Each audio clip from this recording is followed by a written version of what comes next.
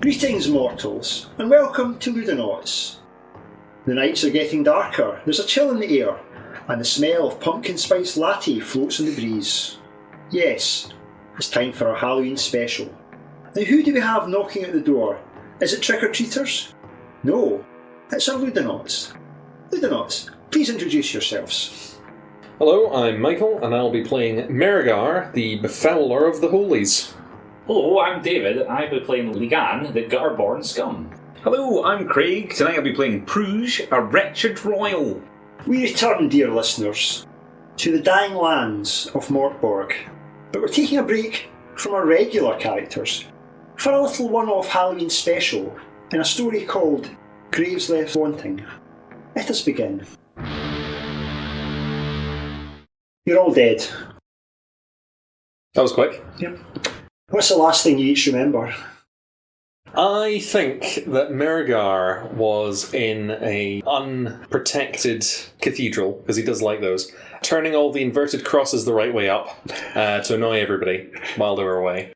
And in doing that, knocked over a very large and very heavy statue that came and just crumpled him into dust. I think that Prouge was eating a massive, massive meal. Just absolutely vast. And apparently, that went south. Right.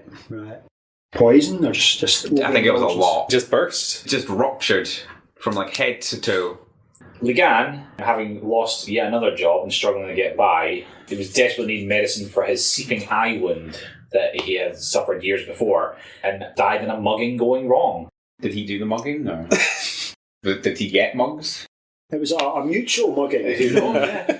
Someone was getting mugged. But it went really wrong really fast. Really wrong. His eye is killing him. Part of the reason why it went so wrong is that they hadn't really talked about the ground rules beforehand, who was mugging who. Funnily enough, he actually took injury to his other eye, which has now got an eye patch in it. He had an existing eye injury. And as we know, the eye is the most vital of organs. For a mugging. And therefore he dies. You can only lose so many eyes. That's true. You wake. Your mouth's full of dirt and grime. There's something cold and heavy on top of you and beneath you. Bodies. You're in some sort of pit surrounded by the dead. Oh, not again. You feel the weight as other bodies are thrown in on top of you. You're going to suffocate pretty soon. Okay, I'm gonna start writhing. You start twisting and writhing and sort of pulling your way out of this big, huge pile of cold, rotten bodies, and you emerge at the top, gasping for air. I'm going to scream as loudly as I can, which is probably not very loudly given that I'm being crushed. Like, I thought it was stone! The other two, you can hear muffled screaming from within this pile of bodies. I'm gonna try to push to the top and stand up, but lethargically, because I've just had a big meal. Mm-hmm. You emerge, it's almost like a gruesome birth. But you have to say, he's obviously sloppy and wet. How wet are we? Dirty and damp. Dirty and damp. Okay. Well, I've been looting dead bodies for years now. This is nothing new for me, so I believe I could easily slink my way out between all the corpses. It's almost snake-like, the Yeah. way you just sort of ooze your way out, and we still have Merigar. So after Merigar is freaking out and considering how the body that crushed him was clearly that of a stone angel, maybe that's taken him straight to hell, if hell is even a thing that exists in Mork Borg. Oh, you're lucky if you go to hell. I'm sure. I'm just going to claw my way out of it as well. Find a pocket of air that I can breathe. All three of you emerge. You're standing in the middle of some sort of pit, just on heaps and heaps of dead bodies in various states of decay. There's a repugnant smell. You can see above you moonlight the colour of sour milk, and there's a sort of soupy fog whose tendrils extend down sort of into this pit that you're in. To the west, there's a tunnel, a small cave, like a crawl space almost, and you can see that otherwise you're in some sort of massive graveyard. I'm going to look at my two new friends here and say, first time? Ugh! Yeah. slapping. You get used Onto to the the ground. smell. It's quite nostalgic in a way for me, to be honest with you. Who do we have in front of us? Who are our heroes for this adventure? Merigar he's covered in tattoos that spell out secret and profane hidden wisdom. And he is still somehow wearing a stolen mitre that gives off a strange kind of, not quite a glow, but like it reflects the light oddly. And he's carrying a big axe. Bruges is a portly royal with ruddy cheeks and class, like just a lovely grin, but right now is quite angry at being dead. Ligan is the kind of person you would meet at the bus stop and would never want to meet again. In fact, he's the kind of person at the bus stop doesn't want to meet at the bus stop. He's the lowest born scum you could imagine. Riddled with like fleas and ticks, obviously. Just a hard life on the street. He looks about 47, he's about 18. And how is your eye? Oh, seeping. Seeping from an obvious wound. And that's the fresh one. The other one, you don't even want to know. The one that has an eye patch, like, horrors await you underneath that eye patch. Cheery demeanour, though. What fresh hell is this? Fresh! Listen, this is, like, days old. I've seen this every day. Who are you? Are you the demon here to drag me down further into the pits? Oh, if only I could into keep the a snake's job. den? I wish I could keep a job like that. That sounds gushy. You both look very subjugatable, so I was wondering if you'd like a job. And I'll pull out my axe and just like hold its blade up to your throat and be like, just try it, subjugator, this. Blah. Okay, I can see that you're a bit agitated, but, you know, we should probably work out what's going on. What's going on is that you're both damned, as am I. I could have told you that. You seem more subjugatable. Well, I was born under a foul star, I was told, so I reckon that from an early age I was kind of fucked. I hear it's a job. There's a job. Okay. We need to find out what's going on. What's happened, tell us. Well, I reckon we've been stuck in a death pit. Mm-hmm. Last thing I remember is a mugging gone wrong. I remember eating a lovely, large meal. And then there was like a ripping sound. I will examine Bruges' gutty area. You don't have to look far. He seems intact, Mm-hmm. and you seem unsquished, and you seem unmugged. From beneath you in the bodies, there's a sort of sound of muffled jingling. More of the Forsaken cast down into this realm, I'm sure. You hear a voice. Hey, Manny! How did I get here? Is that you, Poltroon? It is, sire, it is! My goodness! And I'll try and... Help me. A hand with a garishly covered sleeve emerges from the bodies. This is the finest jester money can buy. Okay. What happened to you? I guess I will aid in pulling Poltroon free. I believe there might be a payment involved. At some point, I'm sure. Good enough for me, I'll help on it. You pull out this small, slightly hunchbacked man dressed in vividly covered motley and tinkling with bells. This guy has so many bells on. From behind him follows a callow youth of about 15 who's holding this enormous sword that seems to crackle with a dark malevolence. He's holding it in the scabbard, but there's a sense of utter hostility and evil coming from this thing, from the sword, not the boy. And he follows Poltroon up. Hand fund! You made it! Yes, sire. Oh, it didn't look good. Well, I might have to fire you, I'm afraid. My servants have come as well. They might have also died. Well, I won't hold a grudge. So, you know you're dead. Well, do we know we're dead? Like, I'm just... You remember dying, certainly. I do remember dying, and I was a bit sad. Sad waking up next to yourself, because you're very unclean, if you don't mind me saying.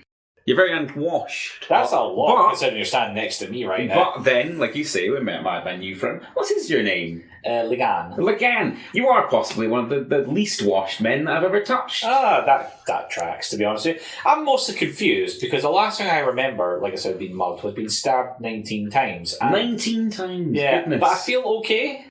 Yes, I also feel okay, because there was a definite tearing. Just a wet, loud rip. We were caught in the blast, sire.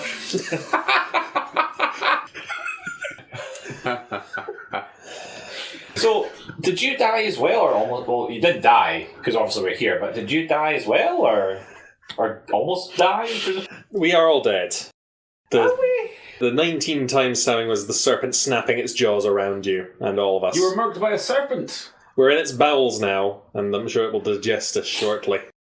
Okay. Well, I want to get out of here, because I need to find the guy who There's no mugged me. leaving. You say that. Well, I'm certain of it. I am not thrilled to be dead, but I am thrilled that the afterlife includes my servants.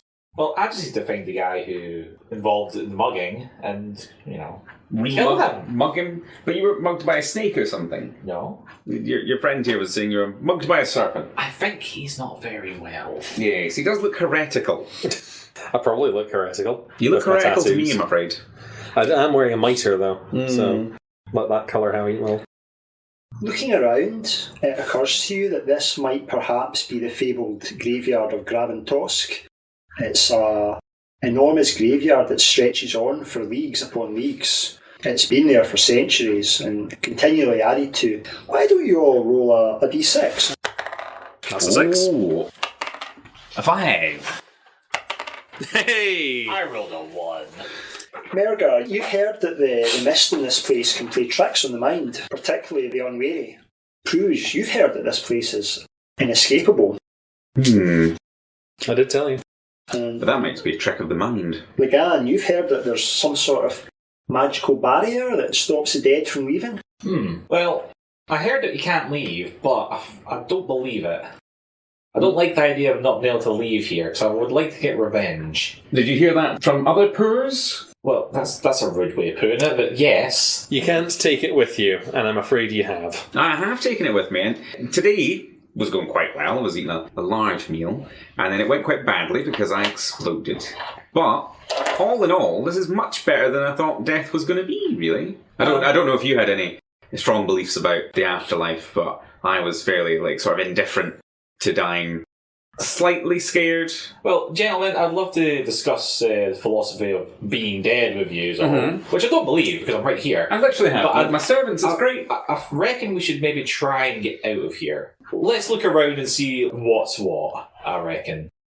Looking around, I'm not much of a walker. I've got a bit of a limp. You might have to carry me.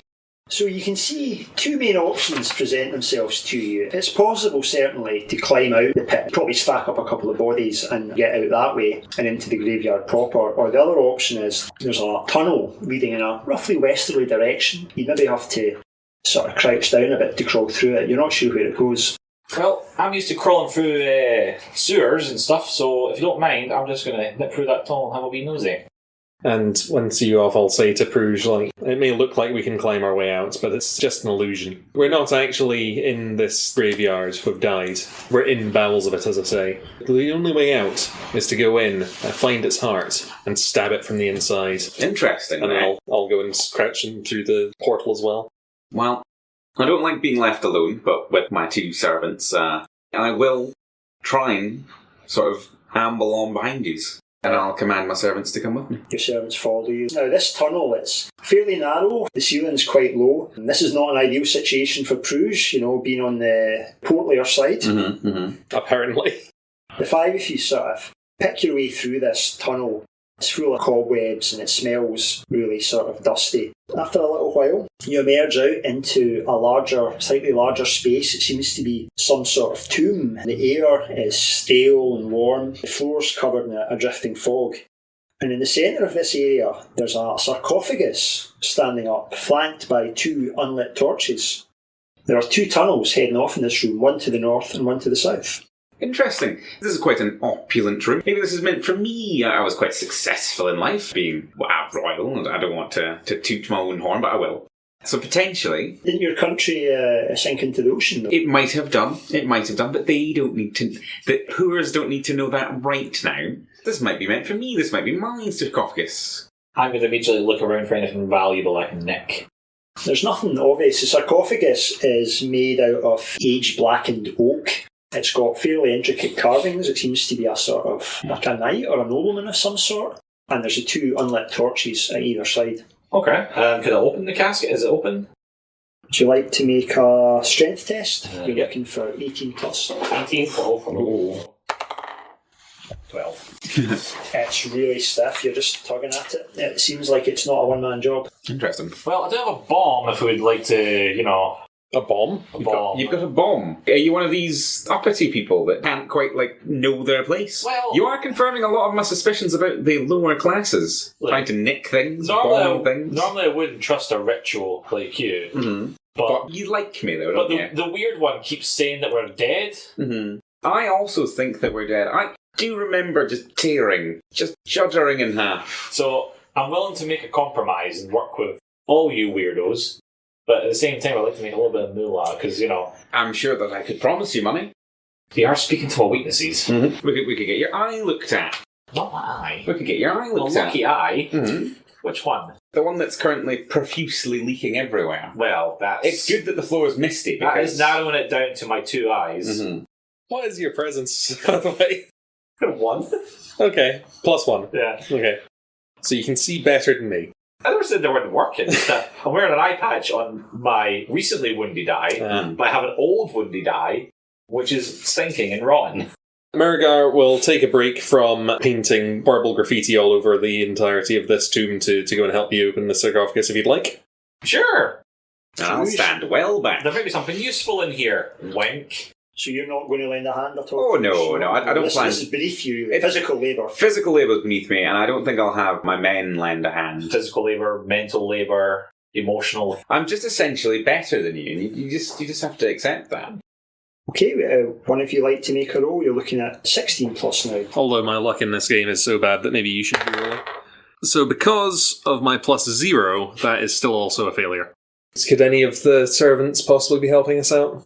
Well, it's interesting that you asked that. They're my servants, and one of them, Jester, not a man of strength really, and my boy here. Could they possibly provide a single point of strength? I don't think they could. I don't think that you've really shown the sort of calibre of person that I'd like to be helping. Maybe you'll betray us all, whether you're talk of heresy. We could sit here and argue about it all day long, or it's a bit of a dark, damp cave. We could light these torches perhaps, maybe that'd be helpful. That does sound like a lovely idea.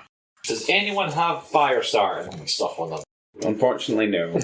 Right. I think you would probably have a tinderbox or something on you. Yeah. Oh, my gilded tinderbox. It wouldn't make a lot of sense to have a bomb and not have a tinderbox. This is it, Yeah. So we'll light these torches, these conspicuous torches are mentioned several times. Mm-hmm. You fire up the torches and it brings a little bit of light, but no real warmth to the room, and you can see better. It's maybe about 20 foot square room, and like I say, you came from an eastward direction and there's a passage going north and south, and you can see the walls are bare stone. You can see there's a lot of water running down at some points. It's very bad, it's all stained and stuff. Were there any idols to the serpents or to Necrobell? No, nothing actually. This seems quite a simple tomb. The only ornamentation's on the sarcophagus itself. These torches, are they takeable? Or are they part of the... Are they sconces? Yeah, are they ensconced even? Yeah, you can detach them. They're the wooden type, and they've got a little holder thing, a little bracket coming out the wall that they're on. Does either of you chaps want to take the Well, torches? I'll take one. Okay, and yourself? Maybe later. You say that the sarcophagus is made of wood. Yes. Could I hack through it with my battle axe? Yeah. Because it's not opening up normally. Yeah, make a roll. 14. Mergar has had enough of messing about. From inside his robes, he produces this enormous battle axe and just starts hacking. How are you going to do it? Just straight up hacking into it? Just hacking away at the sides, trying to hack it a bit off so that I can find easier purchase or take off some of the weight of it so that I can move it more easily. You hack great chunks out of the ancient wood, and soon it's pretty badly splintered, and you're able just to grab it and wrench it open. And you're expecting a smell of decay and death inside, but there's nothing, there's no smell. You see a man's corpse, he's in perfect condition, he doesn't look like he's been dead at all, apart from the fact his skin's a sort of waxy colour, and he's dressed in fine clothes of an ancient style. You suspect he's some sort of nobleman from ages gone past, but the fact that he's not rotted at all seems strange. Interesting. Proof, as if proof were needed, that this is in fact the land of the dead itself. Corpses do not rot here. I'm going to immediately take his clothes. Oh no, we've got another one. Interesting. His flesh feels like doughy to the touch as you're removing his clothing. No, I like your theory, but our flesh isn't necessarily doughy to the touch. Obviously, Yes, my own flesh is heroically doughy, but your flesh is all tight and weather-beaten. I'm going to place my hands on the guy and feel it a bit more, because having grown up under a baker's table, I'm familiar with dough. And just be like, this is weird. You can actually pull big chunks of, I would say flesh, but it's not even flesh. It's like a solid doughy stuff. Like a Stretch Armstrong. More plasticine, really. Oh, okay. A false body. And you take a big lump and you can see I'm just gonna a section of rib underneath that seems to be made of metal. I'm just going to hold it up to my companions, like, what do you reckon of this then? This is a bit, off-putting, is it no? It's a decoy. Hiding what? I'm going to draw my short sword and cut into the body and see if it opens up. It doesn't open up as such, but you're able to sort of lever it and prise it around, and it seems like it's some sort of artificial substance over a metal skeleton. Ah. The ribcage seems kind of hollow. Interesting. Does anybody want to venture their hand? You're losing body parts at a brisk pace. Do you want to pop your old hand in there and see?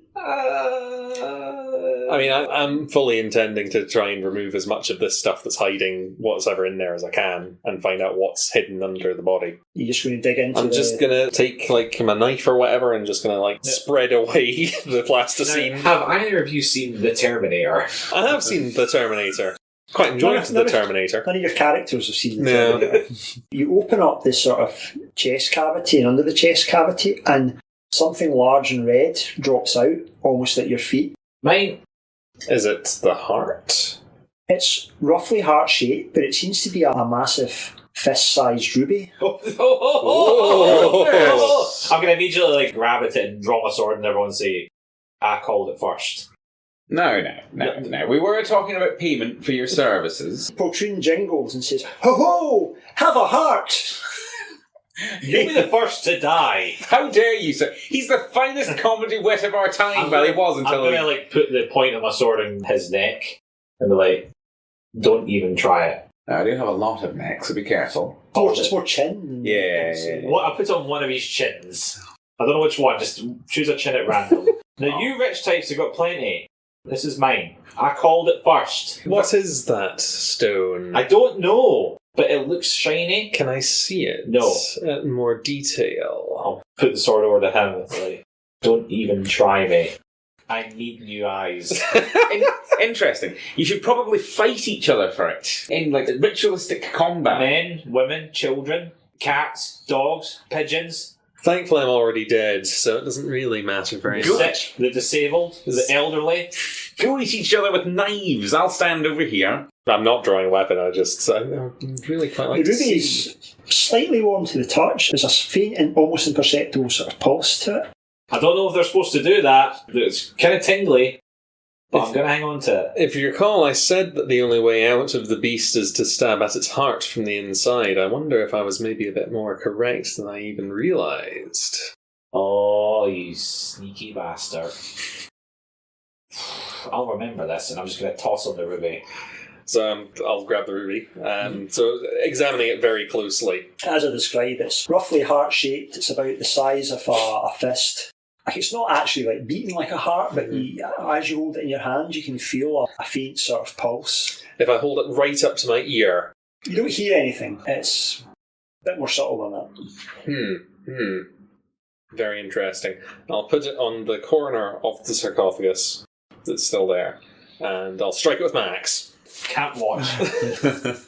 Roll a d20. 2. You strike it and you catch it on the corner and it goes skiting off into a corner, but it seems undamaged. Okay. And do we seem still undead? Do you feel better for doing that now? Well, I'm just going to run it back over to the ruby, and if nobody's stopping me, I'll try at it again. Try it again. Have you not got a little dagger you can stab at it with? I've got a little knife. I'm just pinging this ruby across the room multiple times. Because of the shape, and every time you hit it, it just seems to sort of skate about the place. I'm chasing after it like an absolute maniac here. Mm-hmm. I can't believe I'm suggesting this, but we could blow it up. I'm just surprised that the mechanical man hasn't attacked us at all. As he, so he's just got like a metal frame under him completely, just a skeletal It's a frame. metal skeleton. Quite a superb piece of craftsmanship, actually. It looks exactly like a real skeleton, like real bones, except it's made of iron, you think. Does it have like organs and stuff, or is it No, just it's just solid dough all the way through. interesting? And our skin isn't the same consistency. No. Interesting. I think to describe the scene, what you're watching is Merigar, a rather scrawny goth, chase around a largely spherical object and then hitting it with a sharp axe that he can barely really lift and use. He's clearly untrained. He's not particularly strong enough to be using it. And every time he's actually trying to hit the thing, he's just like hitting it. His edge alignment's all over the place. And does this 10 or so times, and then collects the ruby one last time and just looks up and going, "It's magically protected." Oh, it's magically protected. It's an invincible stone. It's invincible. Well, don't worry, I'm less threatened by you now. Well, if you're done playing around, I'll take that back off you, thank you. Guard it well, and I'll throw it at you. Okay, and I'll put it in my little pocket for later. With my rags. I believe Actually, I've got a fine coat now. I'll put it in one of the coat. Yes, you've got that noble's coat. You're dressed quite elegantly now. It may be the key to all of this, I still think. Well, we could blow it up. I like money, but I kind of want to see the world burn a little bit. Okay. Well, we could blow it up later once we've checked out another room in hell. It's quite nice, actually. It is quite nice. My people are here with me. My jester, like I can jingle his bells whenever I like. Well, I just think we've been here for what, like 20 minutes, half an hour? No one's tried to kill me. Not a single person. No. Not even this man that's some sort of machine man. No one's even spat at me yet. Give it time. Give it time. North? North it is. I was going to say south. Which way's north? I'm scum. I have no formal education. I'm glad that you agree that you're scum. It's good to meet someone who agrees. Because you are scum. I know my place, and I know your place, and that's why you're going to die. I mean, That's all of our place. We've all died. We've all ruptured. You We've keep all saying ripped that. in half like a mighty tectonic plate. I'm a simple man, and I feel pretty alive right now. I also feel pretty alive right now. I'm pretty giddy. I'm pretty giddy. There's a way we could check. Mm-hmm. Could you summon your jester over for a second? I don't like that malice in your eyes, but I will show off my jester, yes. Yes. Platoon capers over, jingling as he approaches. Hold still, and I'm just going to gently stab him. Ow! Like in the leg or something. He bleeds. He doesn't look very happy. He doesn't even have a witty remark to make on it. Oh dear. Does that look like a dead man to you? No, but he is used to it, of course. I've stabbed him many a time in my youth. I assumed you being a It's rich- funnier when you do it, sire. Yes. Well, I was known for my wit. Well, I feel like the jury's still out in this one. We're not made of dough, and we bleed. Well, at least the lower classes bleed. How are we doing with that map there, Merigar? We've explored 2 rooms. We're going north. Let's go north. I was hearing a lot of talk of south, but I just wanted to bring that up because I have an instinctual feeling that we should be going south, but I will go along with the group on this one to show that I'm a courteous Oh, leader. so now you're into democracy. Okay. Well, it's not the democracy, it's the allowing you a sort of illusion of being in control. Okay. Okay, we'll go south. You proceed down the south corridor. Unlike the tunnel you've just been in, this seems actually like man-made. There's mould-coloured tiles on the wall. Ooh, lovely taste. Taste in tiles. Mould colour, is it? Sort of mould colour, sort of grey-green. Avocado mould. And you proceed down this corridor for a couple of minutes until you emerge in a circular chamber. The light in this chamber comes from thousands of tiny holes in the ceiling. You can see in the middle of this chamber there's a table and there's 3 skeletons. The clothes that they're wearing, it's not even clothes, it seems like they're draped in fog. You can tell from their body language that they seem to be having like a heated argument with each other. You can see them sort of pointing at each other and their jaws are going, but you're not hearing any noise whatsoever. They're animated, I take it. Well, they're moving. One of them's waving. It's like he's got like a sort of a key-shaped dagger. It's a strange looking thing, but he's pointing at the other 2 sort of as he's making his point. You can see that there's a gap in the wall to the east as well. So like a corridor entrance rather than just like the wall's not damaged, it's an actual entranceway. Yeah, no, it's just like a big gap in the wall. Right. Approaching the skeletons, do they take any notice of me? They don't seem to be. The argument seems to be about sitting on the table. You can see like a large metal, sort of like a strong box that you would use to hold like important documents or perhaps money even, sitting in the middle of the table. And these 3 skeletons are sort of gesticulating at each other, pointing, and You feel like if you could hear them, they would be yelling at each other, but there's no sound at all coming out other than the clattering of their jawbones. Interesting. I don't know how familiar you are with skeletons. My auntie used to be a skeleton, so I've been around them a lot in my time. And this, what we're seeing here, I wouldn't say is natural. Can we go back just one step? Used to be a skeleton. Well, I lost track of her after my kingdom sank into the sea, but she was for a long time, mostly when I knew her, a skeleton.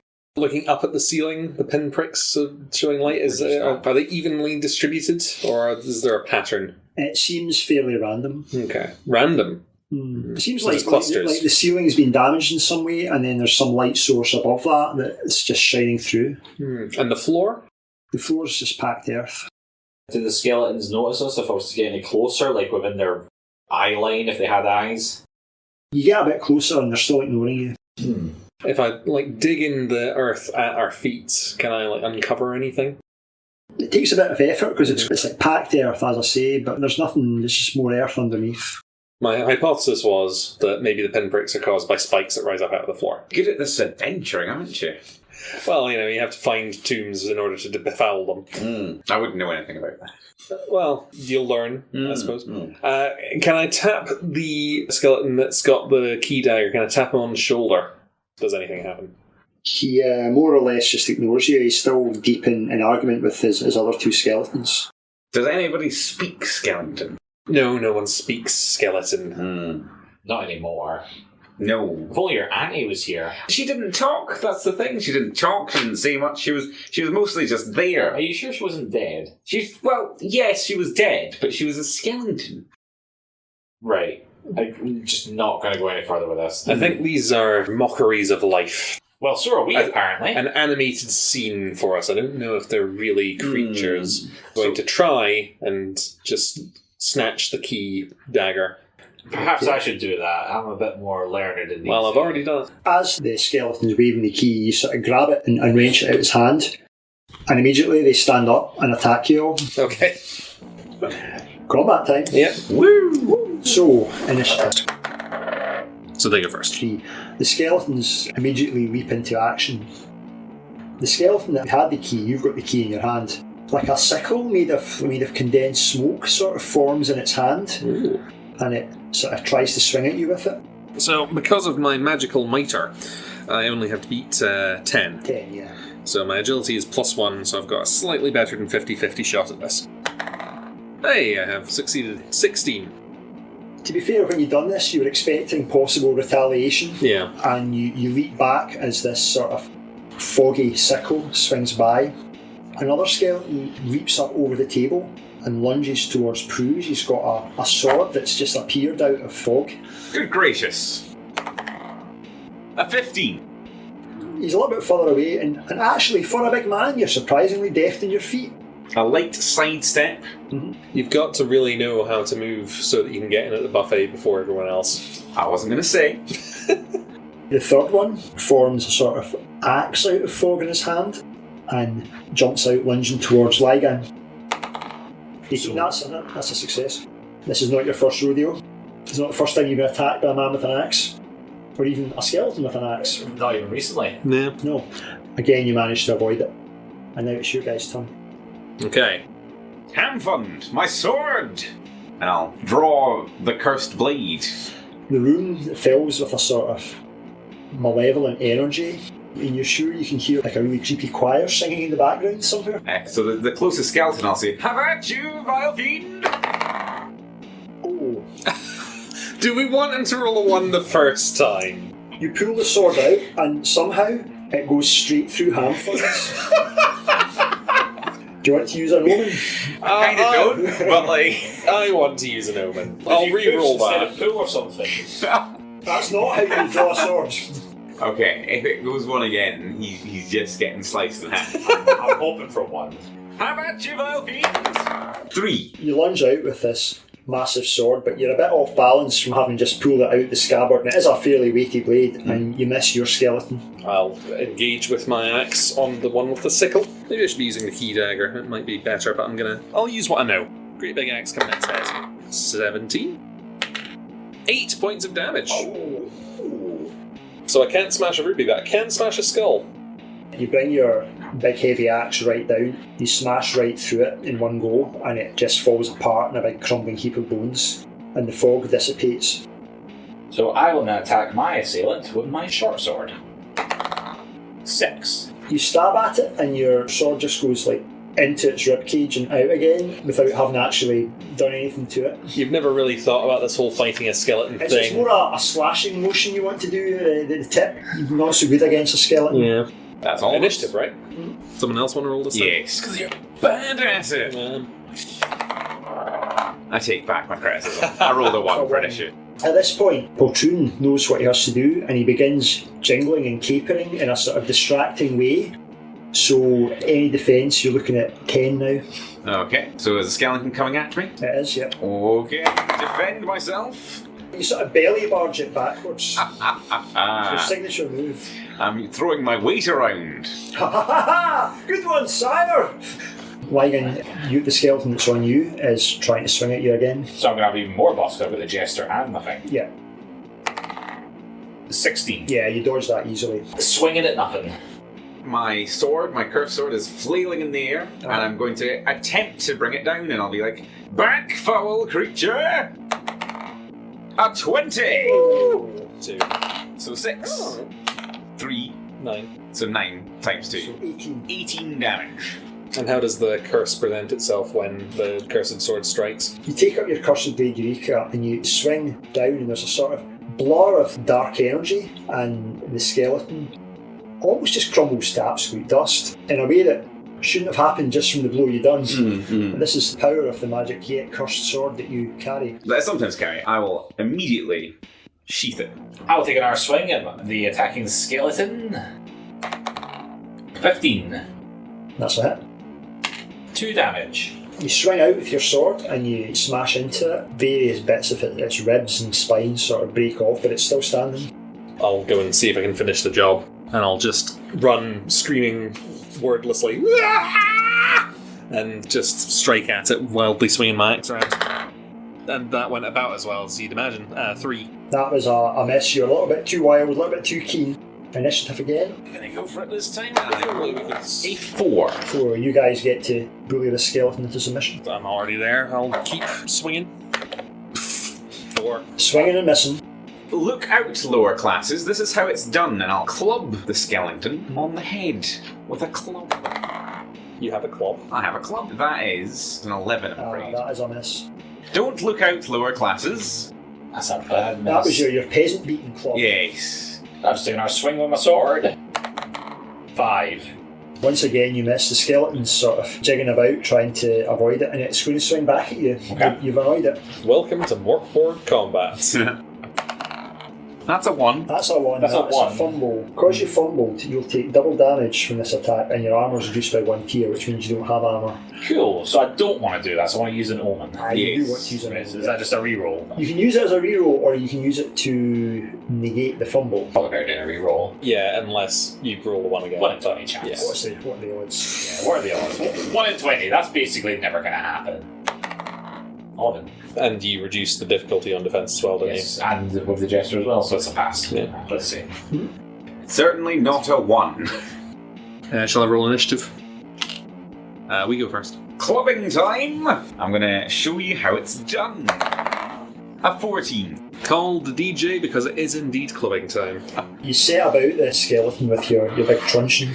Right down on his big skeleton head. 4 damage. 4 damage. You smashing about him, his skull goes flying off, and you sort of beat down on the ribs and on the collarbone and the arms until he's just a pile of bones lying at your feet. That's how it's done. With gusto. That's some good oppression. Exactly. Just like Auntie used to show you, teach you. She didn't show me anything. She was a skeleton. This is unnatural for a skeleton. Skeletons don't do much. In my experience, it's not that unusual for skeletons. The corpses I'm around are usually rotting, so I don't normally see the end result. So this dagger that I've got here, this key-shaped dagger, It's a strangely key-shaped dagger, yeah. The handle's like the handle of a dagger, and then the actual blade is sharp, but key-shaped. interesting. Some sort of skeleton key. And possibly. And the Good one, box, sire. You tend to your wounds now. the box on the table, Uh-huh. does it have a keyhole? It does have a keyhole. Is that a in it. suspiciously dagger-shaped keyhole? It looks like this sort of dagger key that you're holding. It would fit in, yeah. And is there anything else about the dagger key that implies that it might be special for any other reasons, or is it just... If you were to stab somebody with it, it would, off the top of my head, it would probably do D4 damage. You're keen on stabbings. Yes. Well, he's got a stabber for you. He does have a stabber. I think the stabber's for the box first. I'm more interested in what's in the box. I'll stick the key dagger in the box. And are you going to open it? Yes, I'm going to attempt to. Not the worst result. It's not good either. You open it, and ice cold water starts just flowing out of it like a stream. It starts emerging from the box. Oh god, close it, close it, close it, close it. Can I see anything else in the box before I close it? No, it's just full of this water. It seems dark inside. You're not sure where the water's coming from, but it's continually just pouring out. There's quite a puddle at your feet now. Okay, close the box. The water stops. Lift the box up off the table. Uh-huh. No water flowing into the box from a pipe or anything. Nothing That's like fun. It's like a magic trick. I will move the box in my hands over towards... What are you called again? Get it? Don't move that towards me. Pruge? I'm Pruge. And I'll just open it up next to him. No, don't do that. Proves you're drenched with ice cold water. I'll close it again. Why did you do that? Interesting. What, that we can get wet? Can I lock it with the dagger? Mm-hmm. Okay. Congratulations, you've got a box of water. It could be extremely useful. Just drink. We could have supplies forever. And it might be holy water. It might be unholy water. Well, but for at least all we we know. won't die first here in supposed hell. For that matter, actually, so I'll just run my finger on the wet table now and taste it. It's cold, slightly musty water, but it's not bad. Not salty. Not salty, no. I'm used to the finer things in life. It's not exactly an infinite box of wine. Oh, of course, the upper classes are too good for water. Yes! We are! Nothing but bathing in milk and honey for you, is it, Your Royal Highness? Oh, the milk and honey every night was great when... Having your boy servants to wipe you down with rags every day, is it? It's just that the water brings up bad memories of that time my entire kingdom sang to the ocean. Stop bringing that up. It happens, though. I've only known you for half an hour and you keep going on about, oh, my kingdom this, oh, I'm It's- so rich that. It's the plight of the rich, you know. Oh. We had so much and we lost so much. You know how many times I've had to eat dead rats? Well, you were up there in your ivory tower. But how many times do you have to eat live rats? God, you don't want to go for a live rat, like... They bite back. Oh yeah, the rare nose, right? I did eat, I believe it was some sort of rodent, but it was stuffed with several other rodents, and then glazed and then stuffed again. It was heavenly. Capybara, Mm-hmm. then a hare, Yes. then a rabbit, Mm-hmm. then maybe one of the larger guinea pigs, Mm-hmm. Like a ferret, even? possibly a ferret, yeah. All slathered in butter and wrapped in bacon. Well, Heavenly. here's the thing. It was a perfect appetizer. So anyway, you came from the tunnel that's to the north, but to the east there is this sort of open bit of earth where it looks like something's collapsed slightly and it looks like there's a tunnel leading off. Do I feel cold? You're a bit nippy now, yeah. Okay. I mean, you were cold already, Mhm. because it's not particularly warm, but now, But, now you're covered in ice cold water. I am feeling, and I'm continuing to feel. It's interesting. Gentlemen, this has been a wonderful time. I'm getting out of here, and I'm just going to head towards the nearest direction of egress from this situation. Which is... I forgot. So we could So- either go back through the door that we came through, or we could go through this opening in the wall. I I'm would- bad with directions. Because you've got that leaky eye. I'm surprised that you can see anything. I'm interested in this gap in the wall, and I'm also very interested in your optimism. I wouldn't call it optimism. You're very optimistic. You're like, you're going to get out of here. We have heard, you've heard, but it's inescapable. Just because people say that doesn't mean it's true. And it's the people that you've heard it from I'm concerned People about. say you can't eat nothing but rat every day. Mm-hmm. Prove them wrong. Man cannot live by rat alone. Oh, well, that's what they all say. Have you got scurvy? Did you die of rampant scurvy?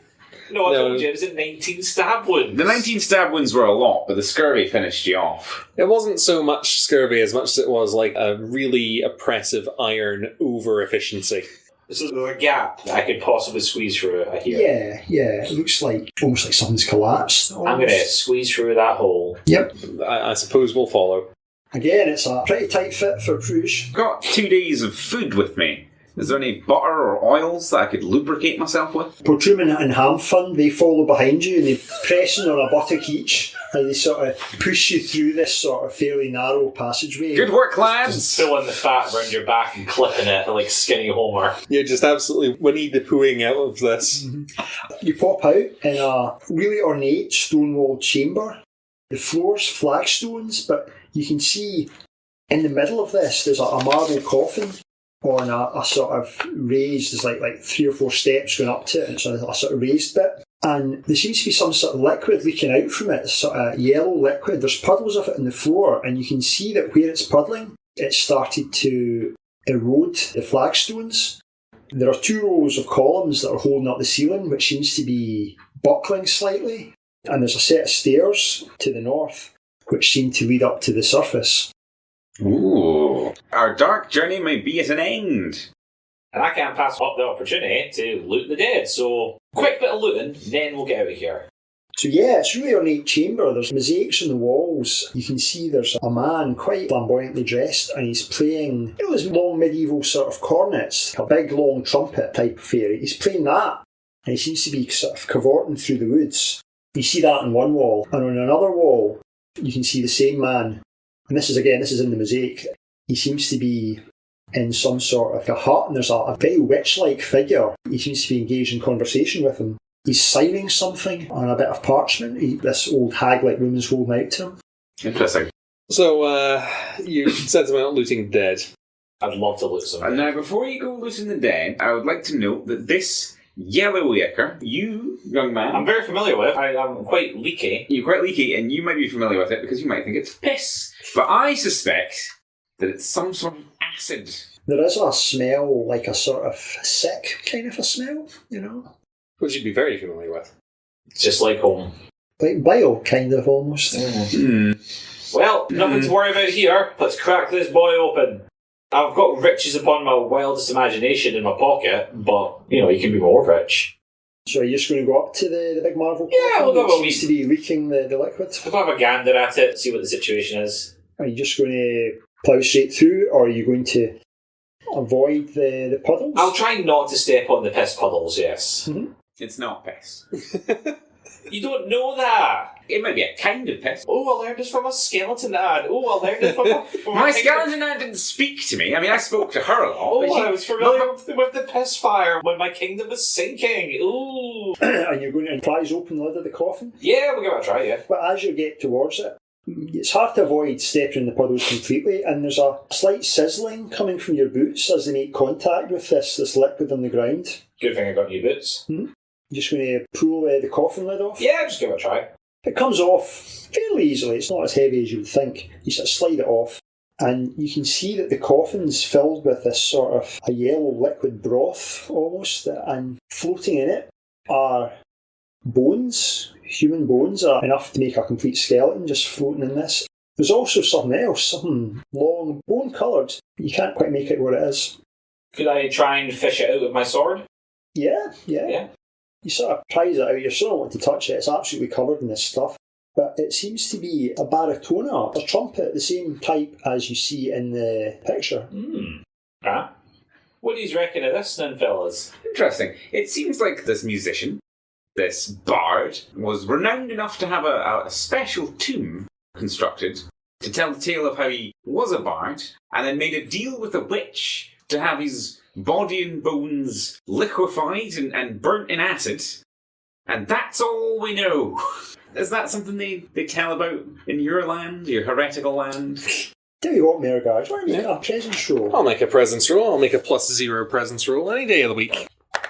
1!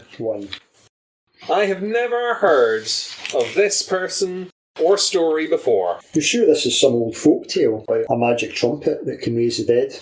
Huh? Okay, you remember that, but you also might have had a brain hemorrhage at the same time. Because of just how hard it took you to remember that. I would like to empty my water skin and fill it with the danger piss. Okay, you do so. After a couple of minutes or two, your water skin starts bubbling and corroding, and the liquid comes out that you've burnt a hole right through the bottom of it. You still have the trumpet. Would you like to wash that off with perhaps an infinite amount of water? I just want to get out of here, man. I don't know what's going on anymore. Are you leaving the trumpet? Does it look expensive?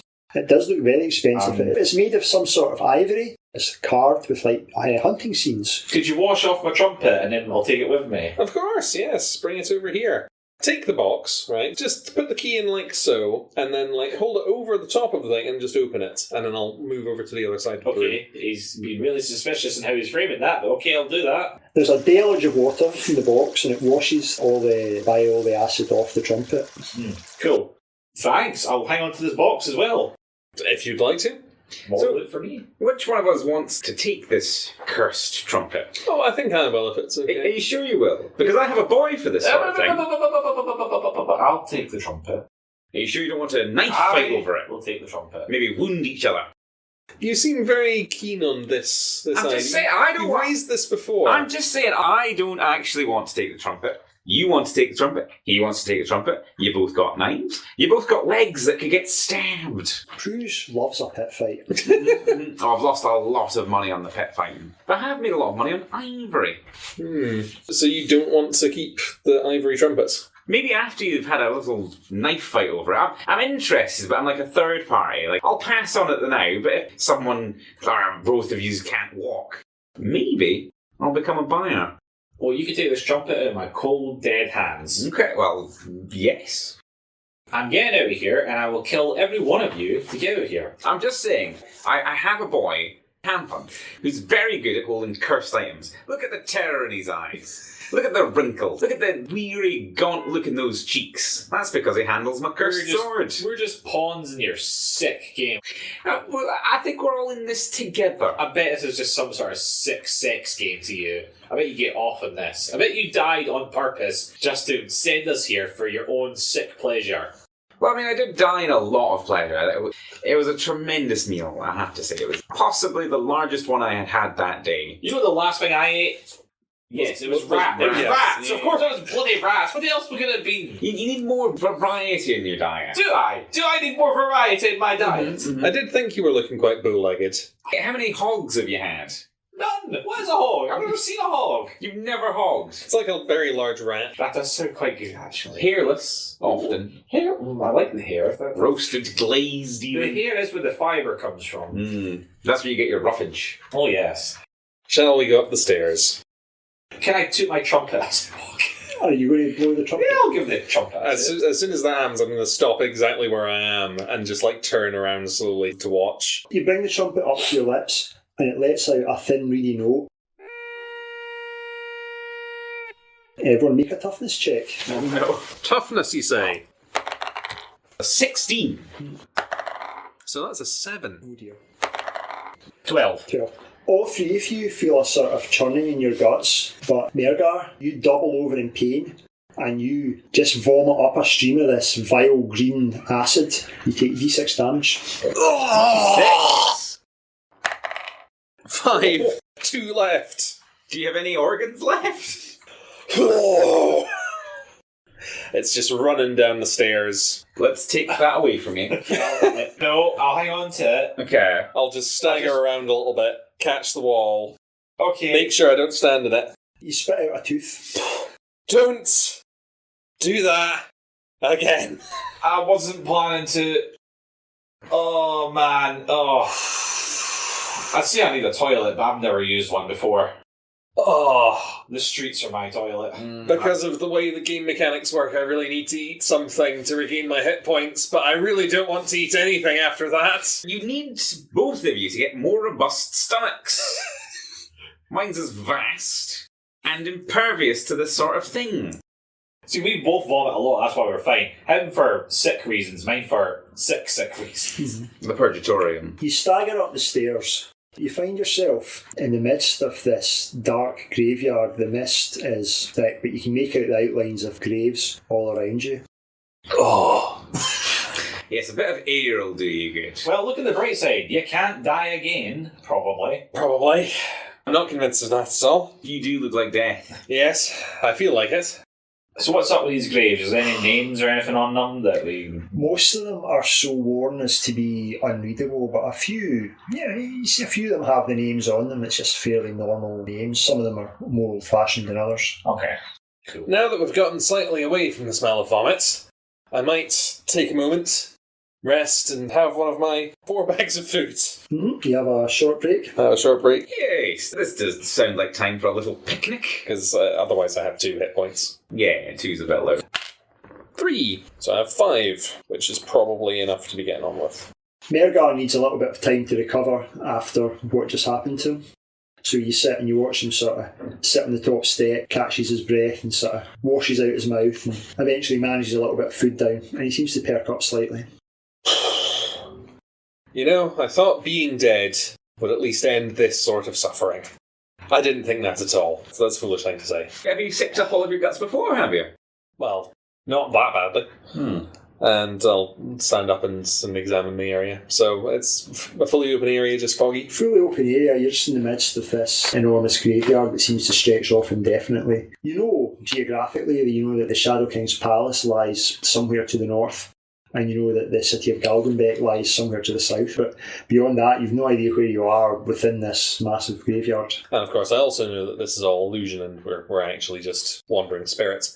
If we know what the Shadow King's palace is to the north, a fellow man of royalty and standing, I'm sure if we got there, I could chat to him and then tell him what's been going on, and he might see to put us up in his court. If we're going to go anywhere, I think we should go towards the Shadow King's keep.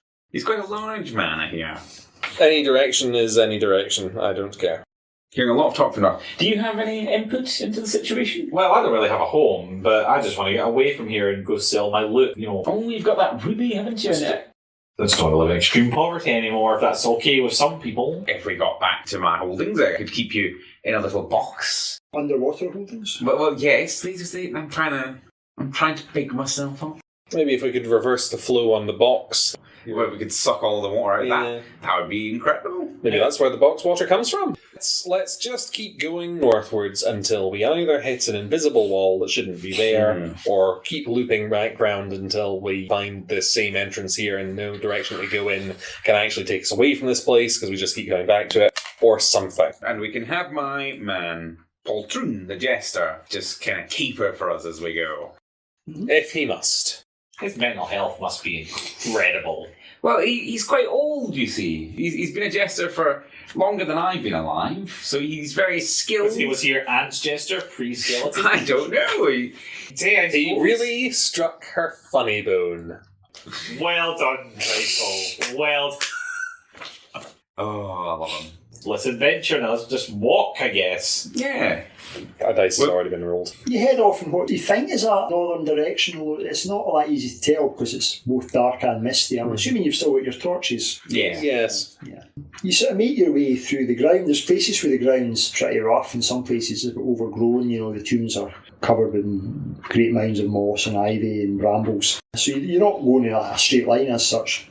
Prouge, as you're walking, you sure you felt something just grab your hand? Someone's grabbed me. I'll flail wildly and I'll indicate to the party that something's grabbing me. It's possibly the dead, or the very dead. Yes, the unquiet souls trying to, jealous of your I'm remaining encumbered. life. I'm grappled. Help! Do we see anything? You see absolutely nothing. I'll just walk past him.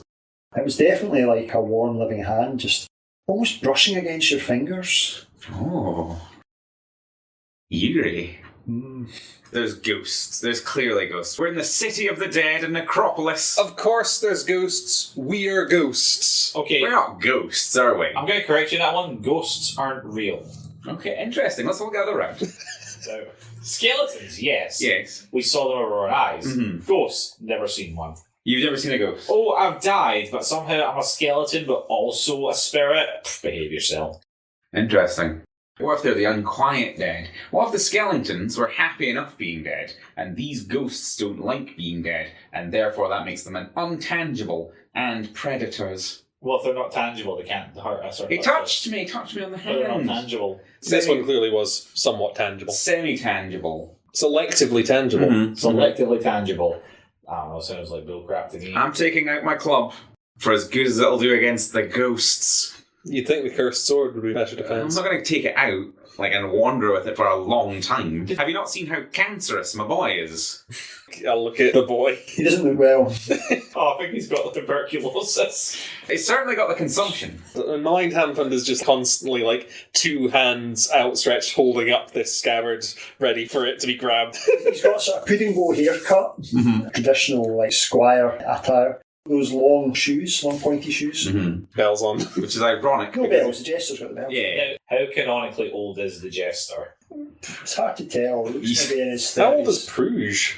Prouge is... Mentally, he's like a grown-up child. It's hard to tell under all the blubber is the thing. Yeah, he's ruddy. Anyway, is there anything behind a gravestone that was like a little urchin trying to... Nothing pickpocket? obvious Okay. that you see.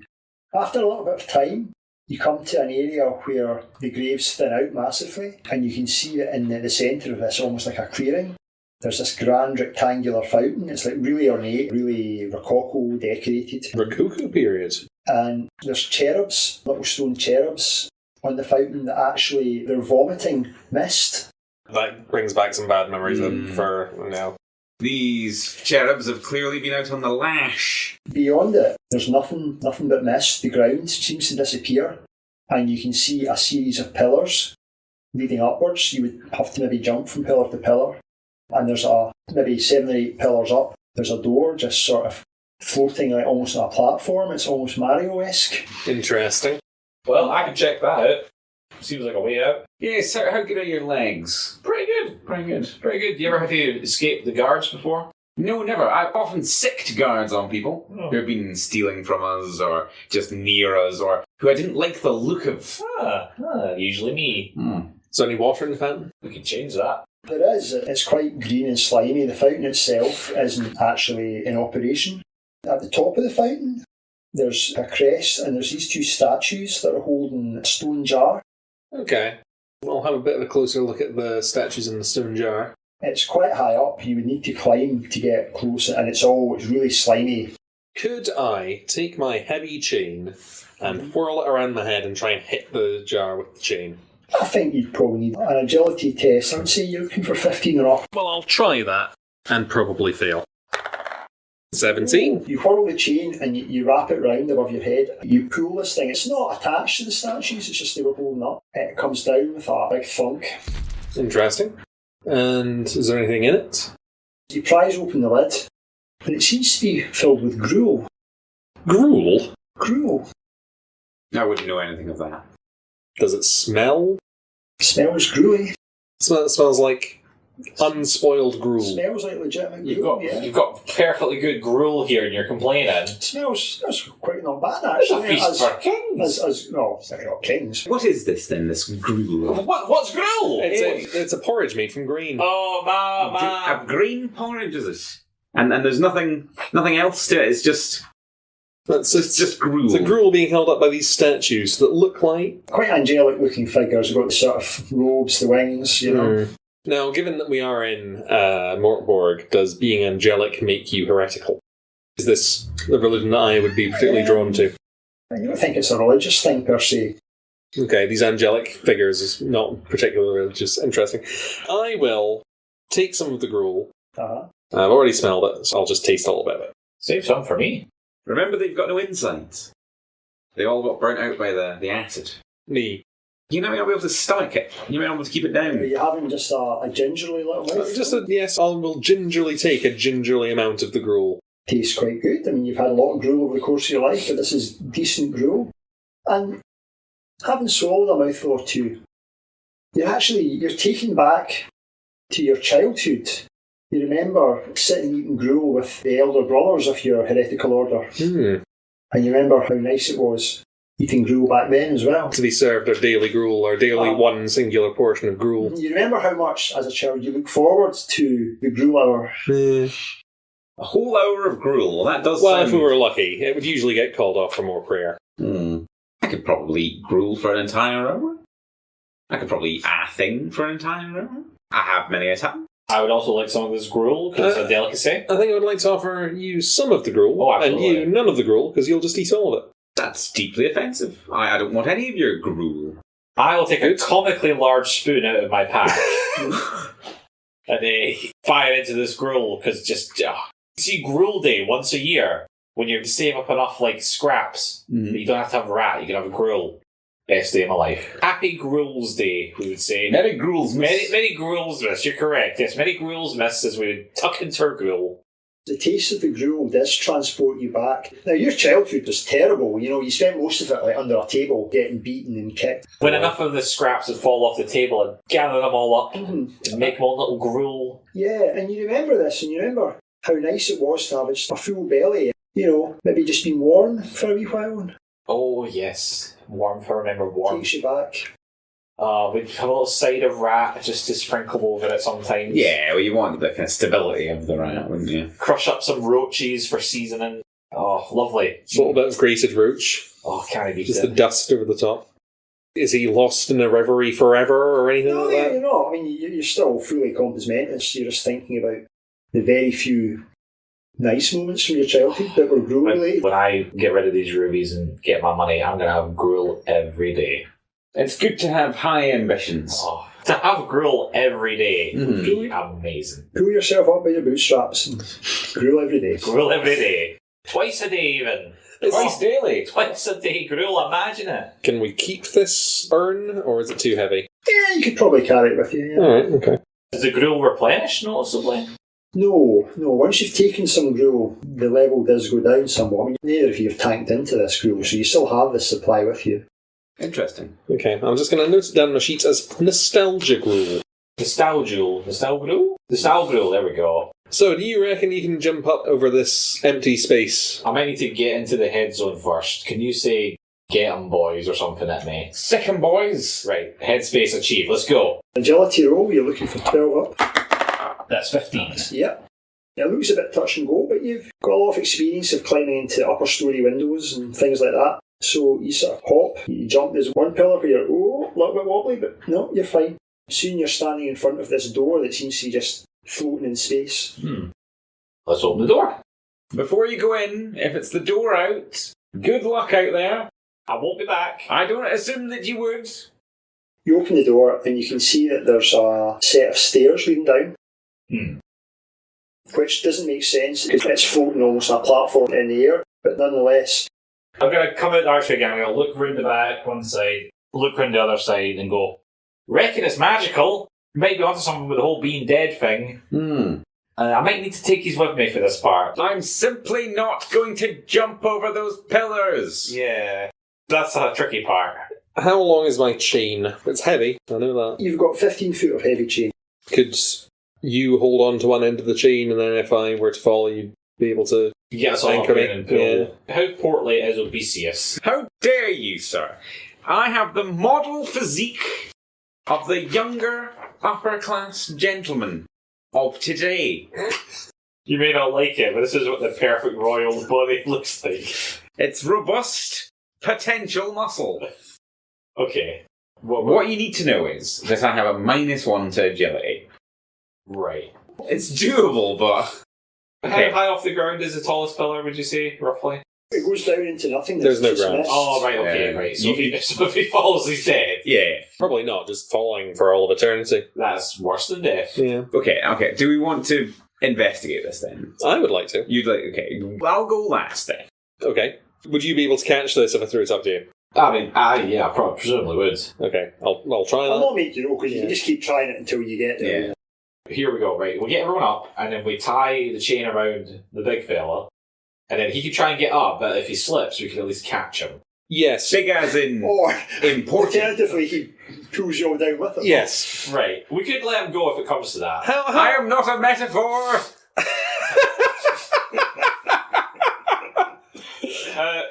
Kruj, would you maybe like to deposit your valuables with me before you come up? So lighten the load? I would not, but I mean, I was only in my feasting robe, my leather trousers.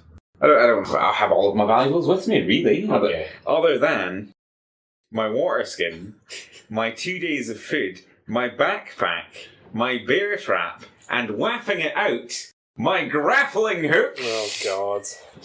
Grapple gun, go! You've just got the grappling hook. You can combine it with the chain. I'm sad. Why would you start an adventure with just a grappling hook and nothing to tie it to? His other servant was holding it, who didn't die in the explosion.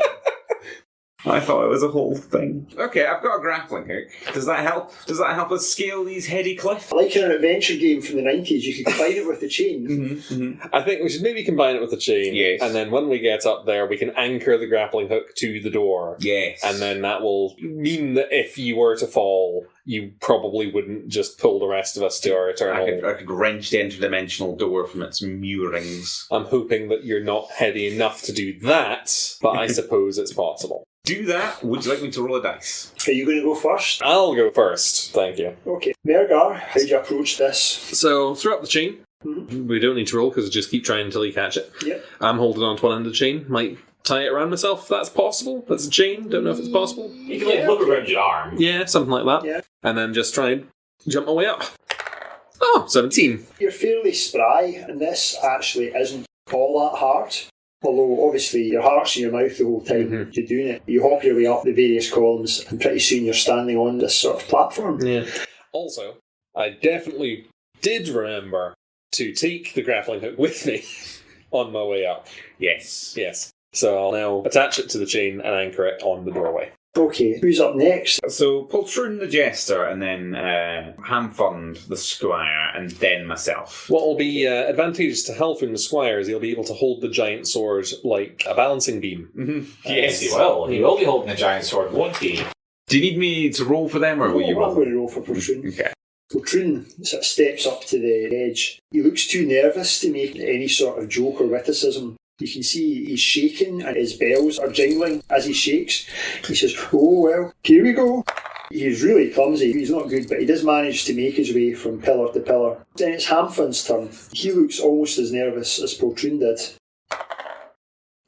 Oh no! Omen! You're going to open that? We're going to fumble. He jumps onto the first ledge and almost immediately loses his balance, and you think he's about to fall to his death, but fate intervenes. You use an omen dice. I've used moment. I've got 2, right? Yeah. I'm going to shout to him, "Boy, toss me the sword, it's throwing you off balance." Don't listen to him! This time, yeah, he uses the sword like a sort of counterweight, or like you see trapeze artists with the long pole, and he does that and he wakes it up. So now, Prouge. So am I tying the chain to myself? Is that the plan, is it? I mean, unless you've got another better, safer way to do it. No, I think I'll just have to plow on with optimism and a song in my heart and dreams of better days. Dice roll. Oh dear. Yeah. You make the first one, you hop up, you're a bit wobbly on your feet, but you think, this can't be too bad, I'm okay. You make the jump to the second one, and you slip, and you're on the edge, but you manage to recover. So the third one, but it goes completely tits up. Oh no. You jump on it, and it's maybe slightly wobbly or something, the top bit of it. You just disappear over the edge. Oh no! Now, who's holding on to the chain? The door, for one thing. Presumably we'd all be like, yeah. You're all tugging. This is going to require a strength roll. Okay. I'm not very good at those. You're looking for 15 up. Nope. Okay. Prouge disappears downwards into the mist. Do you let out a cry, or is it just eerily silent? I'm still better than all of you! So, did the chain save him at all? You can't tell, he just disappeared off into the mist. The chain's hanging loose now. Well, why didn't you attach it to yourself like I told you to, you idiots? Something went wrong. Something went wrong at some stage. We're unclear. Oh well, I'm going to turn to the squire and say, "I'll be taking that." Oh, it's the master's I'll pull my sword. sword on and say, "I'll be taking that." Oh my goodness. Thank you. That's mine. It is cursed. Fetch a pretty penny. And then I'll kick the boy off the edge. Okay. That seems a little harsh. He disappears off with a scream. He'll need help down there. Well, onward, shall we? Yes, lead on. Off you go, Jester. Bertrand goes down first. That wasn't very funny. You see him disappearing down the stairs into the darkness beyond. I'm having a great time. What about you? That's about what I would expect of the tribulations of the Netherworld. Well, you're not royalty, so I reckon you're all right. The boy had to go. I suppose I didn't quite understand how much I would be tortured by a demon. Down the stairs. The stairs lead down for some way, they sort of wind and twist, and then you're at the bottom of what seems to be a long corridor stretching off. You can see that there's alcoves, maybe about 20 or 30, stretching down, each with a toothless skeleton just standing up. For the moment, certainly they look dead, they're not moving, but they're ensconced in these little sort of alcoves in the wall. Lying in a heap, maybe 10 feet down the corridor, you see the familiar bulky form of Prouge and Hamfund. I told you we're already dead! Just my luck. So, am I alive? It seems to be Prouge, but something's not right. He looks 30, 40 years older. His hair's completely white. He's grown a big long beard. He's maybe shrunk slightly with age, but... I'll just approach and just laughing be like, there's no escape from this! And, We're stuck here! And Prouge, you get a -1 to all your stats. Okay. And I take it that Hamfund is just an adult now. Hamfund is well into middle age. Murgar, is that you, my old friend Murgar? Your head, Prouge, is filled with memories of a lifetime that aren't actually yours, you don't think? Interesting. But it's been so long. In the dark and in the depths, and you were always the best of them. And you, poor. Oh, I've missed you most of all. You were always the best of them. Hamfund looks up at you. He's a sort of grizzled middle-aged man. He looks tired now. He's got a sort of steely look in his eyes. You pushed me off, you prick. No, I didn't. I'm not stupid. No, I just think you were misremembering. It was the jester. I watched him do it. Watch your back, dick. I'll just sidle over in between Hamfund and Lagan and hold my knife handle out towards Hamfund. Hamfund takes the knife and pockets it. I'll just nod and just move on. So these skeletons don't have any teeth, I see. Is there something to this? I didn't eat them. Is there anything that an examination of the room can... So the corridor stretches on for some way. You can see that there's a door at the other end. In the middle of the corridor there are these 3 fairly large urns that looks they're sealed with wax. More urns, more containers, more things contained within bodies, perhaps. Interesting. Or gruel, potentially. Oh, I remember gruel. That takes me back. You could go some gruel, actually. I could go some gruel. But I've wizened in my years. Yes, over the massive amount of time that it seems like your fall has taken the toll on you, you've lost... I don't know, possibly even 3 pounds. I'm lean and mean. So, I'll shake the urn. Is there any sound of anything moving around in it? Yeah, there's something in it. Something loose inside it. Like a solid object. Feels fairly solid, yeah. Lacan, Yes. you're much more nimble-fingered and all the rest, and it might be a valuable thing in this urn as well. Would I you know what you're getting at. like to and you're take right. a look? I am a thief, yes. Sure.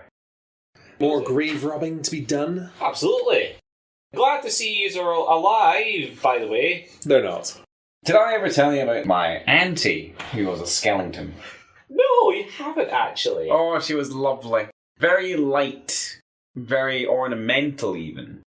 But she was very wise. Let's just open this jar. You sort of break the wax seal around it and take out the really big sort of stopper that's in it, and you're immediately hit by a waft of rotten flesh. There's a decomposing, putrefying body in there. It's a dead body. The top of the head bursts open, and a corpse fly erupts out into your face. Okay. Roll for initiative. Right. This creature, this horrible multi-legged limbed monstrosity, just erupts into your face and starts clawing at you. No, not good. 11. 11. Oh dear. It latches onto your face and something emerges from its back end and into your bad eye, and it seems to implant something there. Oh dear. Oh god, it's impregnating me! No! I've seen this movie! Sure. So you take 1 point of damage. Okay, then our turn. Hold still, man! I'm going to try and bisect it with an axe, and it's attached to your head, so this is a very delicate operation. Oh, okay. 17. Does that hit? Yep. 2 points of damage. Oh no. You lash out with your axe and connect with it, and it goes sort of buzzing off at an angle. You wounded it, it sprays a sort of yellow-green fluid everywhere, but you've just made it angry now. Oh, the yellow-green fluid's bringing back bad memories. Whilst you're freaking out, I'll draw my sword from the cursed scabbard that you're holding. Okay. I'll shout, Eureka! If you fumble, you kill him. It might be for the best. 13 plus whatever you plus. It's -1 because I'm old. 12, that's still a hit, no? Okay. 2d6. 3. 3, so 6 damage. You impale this creature on the cursed blade Eureka, and it dies horribly. It just seems to start almost rotting and mouldering on the blade, and pretty soon it drops off in a pile of goop. Yes, I feel Eureka in my hands and I feel 3 years younger. Sheath it right back into you. You're just giving it back to me. Well, you're carrying the cursed sword, you man, you squire. I'm in too much pain to argue right now. So it stabbed me in my bad eye. Your bad eye, yeah. But is that the eye with or without the eye patch? Your choice. If it's the eye without the eye patch, I now need another eye patch, and I'm blind. And then you'll be wearing an eye patch over each eye. Don't Okay, worry. so it was the eye patch one then. Right, okay, so through the eye patch, Right into the sodden mess of whatever was under there. the seeping mass that was once an eyeball. Yeah. Don't worry. Hamfund has medical training. Hamfund, attend to him. Yes. Attend well. Looks like it implanted something under there. I maybe need to cut out. Oh god, oh god, oh god, no. Hold him down, Prudrun. I'm not gonna lie, I might have deserved this. Like, I got carried away.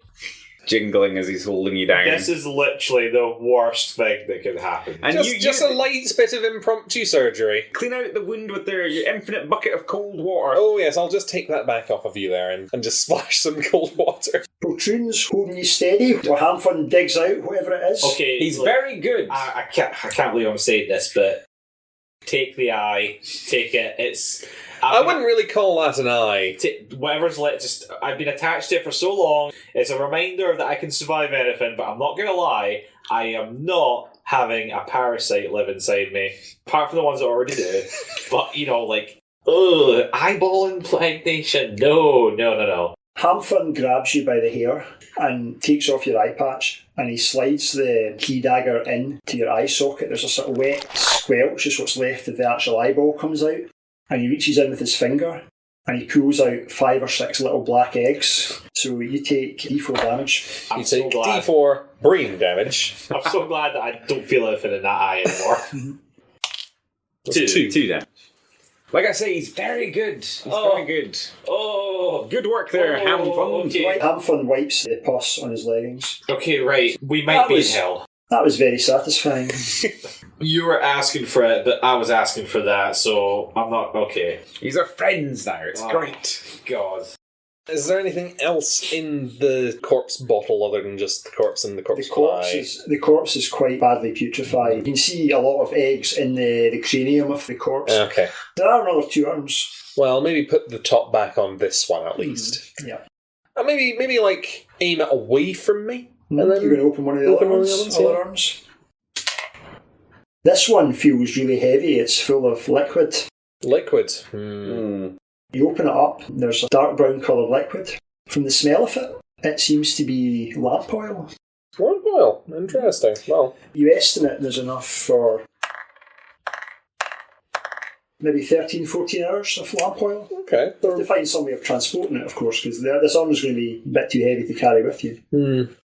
I mean, Poltroon and the older now Hamfund maybe could help. I do have a water skin, which I could just empty and then take a water skin full of lamp oil. I think I will do that. Okay, you fill up your water skin with lamp oil, because water's not an issue at the moment. No. Having a reasonable amount of oil that can burn very easily might be quite handy. Fellas, I'm not going to lie, I might need to sit down for a minute. Well, while you're sitting down for a minute, I'll investigate the final urn. You open up this urn, and it's filled up with teeth. Ah, the missing teeth from the skeletons. Yeah. I told you I didn't eat them. You appear to have been telling the truth. Kind of search through the teeth. Is there anything? There's teeth all the way down. No gold teeth or... You know what, there's a gold piece worth of filling material. Okay. Sure, I'll take the valuable things. I'll maybe just take a handful of teeth. Okay. You're an odd fellow. Could fashion it into a necklace or something, perhaps. Interesting. The roll to heal, I guess. Yes, would you like one of my bonbons? You've been through the wars, you have. You're a survivor, though. You're to be admired. My goddamn eye. What am I on? D4, I think it D4 was. for a short break. Have some gruel. Well, I'm back at full health now. Are you eating some of the nostalgia gruel? Yeah. You feel really good again with the gruel, and the strangest things happen. As you two look round, his eye's back. Ah.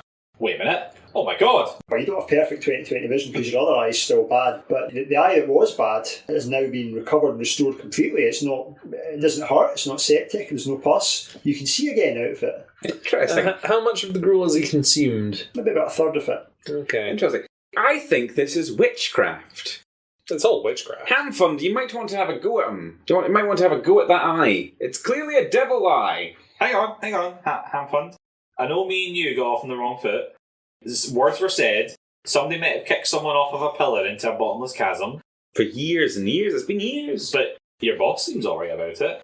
I am quite well. May I suggest you try some of this gruel and see if it deviates you slightly? I don't know about that. I have no good We've memories only about got gruel. so much gruel. Are you going to let Hamfund eat some of the gruel? Please just don't cut my eye again. He looks at you sceptically and starts eating the gruel, and his cheeks begin to fill out slightly. His hair regains a lot of its colour. Pretty soon he's back to how he was. He was 15 again, Interesting. Yes, and I think there's 1/3 of the gruel left. more or less. Yeah, and you've already aged to the point where all of your stats are 1 point lower. Yes, but I feel quite wise. Okay. I feel like I'd be respected. I feel like if they saw me about town, when this is all over, when everything's back to normal, once I've undied, and they see me about town on my little carriage, I think people will say, there's a wise fella. There's a wise fella. Because he's old, and old people are wise. Okay. Well, I'll take my gruel back then. And yes, carry on down the corridor beyond where we've gone. You walk down this sort of catacomb type corridor. At the far end, there's another one of the niche walls is broken, and you can see looks like another sort of crawl space. Okay. So is this, we can continue down further and there's an open wall, or is this the only way forward? You came from the south, Yep. which was the staircase. To the east, there's this area of sort of broken wall, looks like another crawl space. And then at the far end, there's a small door, and it just goes into a very simple looking sort of stone tunnel. I sort of feel like looking through the crawl space. I'll give it a go. Don't know why. Would you like to go first? I'll go first. Okay. I mean, I've got 2 good eyes now, more or less. All 5 of you sort of make your way through this sort of cramped tunnel again, and you emerge back in that first room that you were in with the sarcophagus and the doughy figure. Okay. Oh How does my that work? goodness, this has taken me back. I remember like this was just some amount of time ago. When we came here before, the way that we... So which direction are we entering the room from? You're coming from the north. Coming from the north. Ah, okay, so that was where the northern door would have led in the whole time. Okay. We've come full circle in our journey in the afterlife, and we've learned so much. So, that's odd. I expected something like this would happen, because there is no escape. Well, no. As a wise older gentleman, the sarcophagus, the doughy man, Yes. is his face still visible? You still see his face, yeah. Is it the man we saw on the mosaic? No. I don't know anything. I'm not wise. I've taken a knock to my confidence. The man we saw in the mosaic was dissolved. That's true, but maybe this is like a decoy, you know. Do we go back to our original plan of trying to destroy the heart? We've got a key to stab the heart with now. We have a bomb. We do have that bomb. I think probably just back north, see what's in that other room. You retrace your steps up the corridor, and this time you go down the stone tunnel, and this seems quite a sort of utilitarian corridor. There's no real skill or design, it's just a simple basic stone corridor. And as you walk down it, there's like a sort of garbage smell, like a sort of strong smell of, like that bottom of the bin sort of smell. So long as it's not bile, It's not bile. we're fine. Your feet crunch on roaches, really big roaches. The walls and the floor are covered in cockroaches that are just crawling everywhere. Gruel and roaches on the same day. Do the roaches flee from our lit torches? Yeah, they try and more or less move away, but some of them don't make it, and you sort of crunch them underfoot. But they don't seem particularly malefic or monstrous. They're just normal roaches. They can't hiss at you, though. Yeah, they hiss at you and they don't enjoy your presence. Would you describe them as a plague of roaches? Should be getting close to that. Well, I don't have a particular phobia of insects, so let's just go on. I don't quite like this. This is not the kind of place that I'm used to. This is just like walking for a room full of Cheerios for me. You have at them, and let me be disgusted by you. The room opens out into a large cellar, and every surface is covered in just debris and things you guess stolen from the various graves and tombs. In the centre there's a throne made of just trash, junk, other valuables, and the whole place is crawling with roaches. There is an archway leading to the north. Sitting on the throne there's a man dressed in just rags. He's more hair and scab than man. He's got a whip in one hand. There's cockroaches crawling all over his body, and he looks down at you and he goes, "Oh, visitors, visitors. Another one of the damned, is it? Well, we're all damned here." See, he gets it! What ho, my lord! Well met! Another fellow nobleman, I see. Yes! How goes the day? Quite well, quite well. It's always good to have company. Would you care for a roach? And he holds out a roach to you. I will take one. And even though I've, said that I don't like them, I will make a show of taking one. The first bite's pretty bad, but the aftertaste is worse. But see, once you get through it, it's not too bad. You crunch down on a big meaty roach. You thought it would be a crunchy experience, but that exoskeleton is chewier than you think. A good vintage, sire! You force it down. It's not pleasant. Robust! It's an acquired taste. Thank you, but I've already eaten. I'll have one of them. He passes you one. Delightful. These are actually quite good compared to the roaches. They are. The wings don't even get stuck in my teeth. It's great. So are you our tormentor, our ferryman, another dead soul? Well, probably dead. I woke up here some time ago. A whole bunch of us. We thought we were dead. We just can't escape. We've been wandering about. The only person that knows what's going on is the Undertaker, but she's a stuck-up cow. She won't talk to anyone. But I've got a plan. A plan? I've got a plan. He gestures to the roaches. I'm going to breed them bigger and bigger. And then one day, I'm going to make a roach so big, I'm going to fly out here. Hold that thought. I'm going to turn to my companions, just huddle us all together. Okay, he's lost his mind. Should we back away slowly? Yeah, he seems to be quite nice. The only unexplored door is that one. Well, you're breeding the roaches, are you? Yes. Bigger and bigger. Magnificent beasts, aren't they? They are very chewy. I have a question. What year is it, to your reckoning? Well, it was the year 865 when I came here. Interesting. And they do breed, do they, the roaches? Oh, yes. They actually do procreate. Yes. As long as you give them enough to feed on, and there's plenty of rotten meat and things around. Well, just circling back, what year was it when we came here? 865. Right, so he knows what year it is. So what year did he get here? Yeah, well, I've been here since, must have been about 2-3 years. Okay, right, that's fine. If you said 200 years ago or something, then I'd start believing we're dead. We're dead. Have you met the skeletons? Plenty of skeletons around. I try not to bother them. Interesting. And also, good luck. You seem quite nice. You seem quite affable. Thank you. Didn't you say you came here with people? Yes, a bunch of us. We woke up in a pit. Same. Where are they now? Well, they tried to escape. There was this thing took them out. They didn't have a big enough roach. So what was the thing? And who is the Undertaker? The Undertaker, she lives in a hut on the edge, but like I say, she's a really stuck-up cow. She won't help out. She doesn't have any dealings with the dead. She says she's just here to bury people, and it's not her fault if they don't stay dead. And where would we find her? Oh, well, I could take you to her if you want. Absolutely. What's behind that door there? That leads up to the Shadow King's sewer. The Shadow King sewer? We were on our way to see the Shadow King. Well, that's the way we'll have to go. Well, this works perfectly. Yes. Have you met the Shadow King before? I hear he's very large. No, I don't associate with people like that. We should give him some gruel. We should not give him some gruel.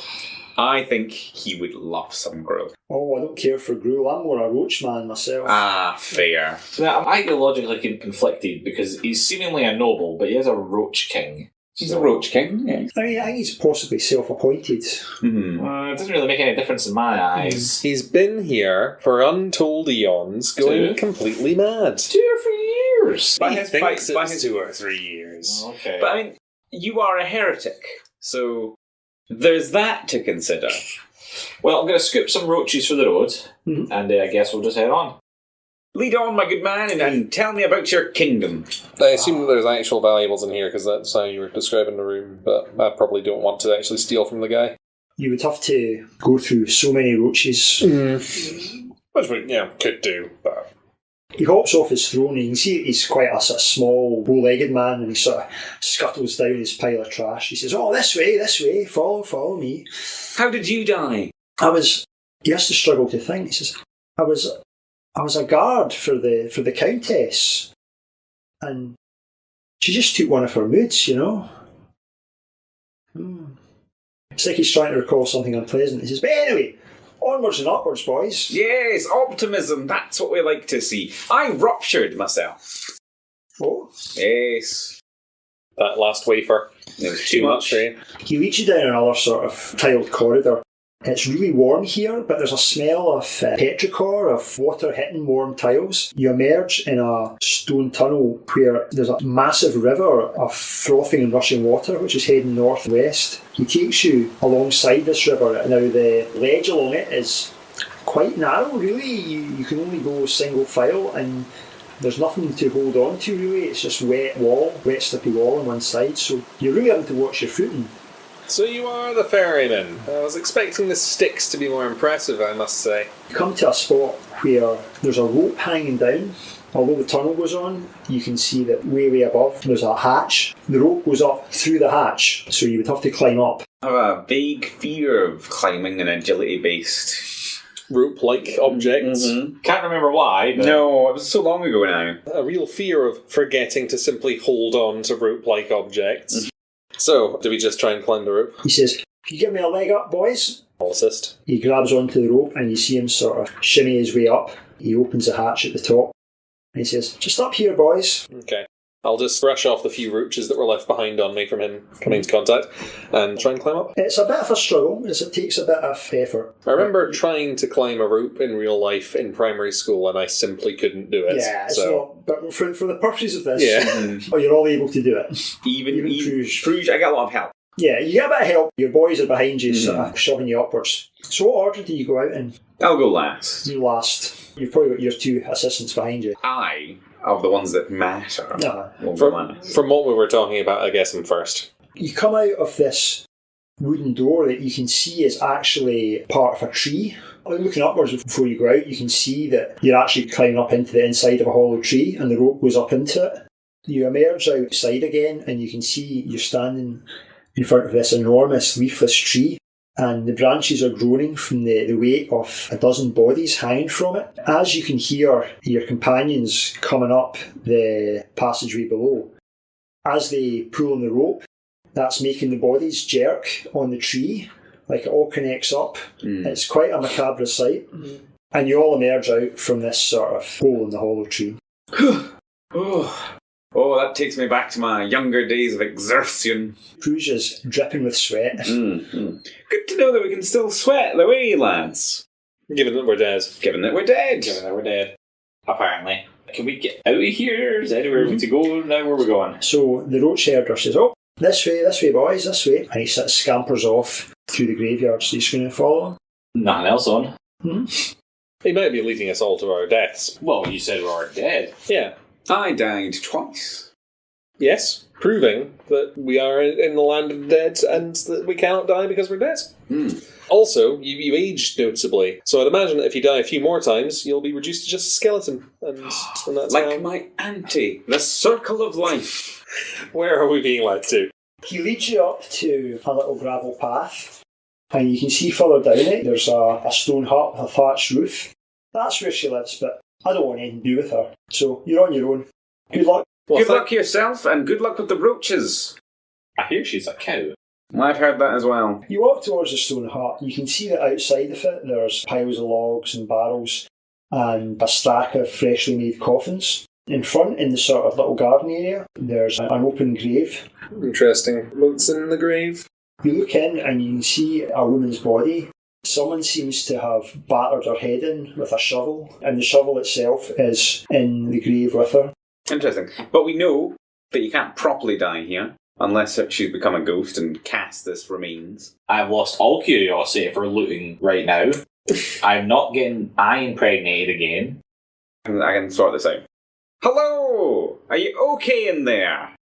No sound, she seems to be dead. She seems to be dead. What you can hear though is that there's lights on in the hut and you can hear voices from inside.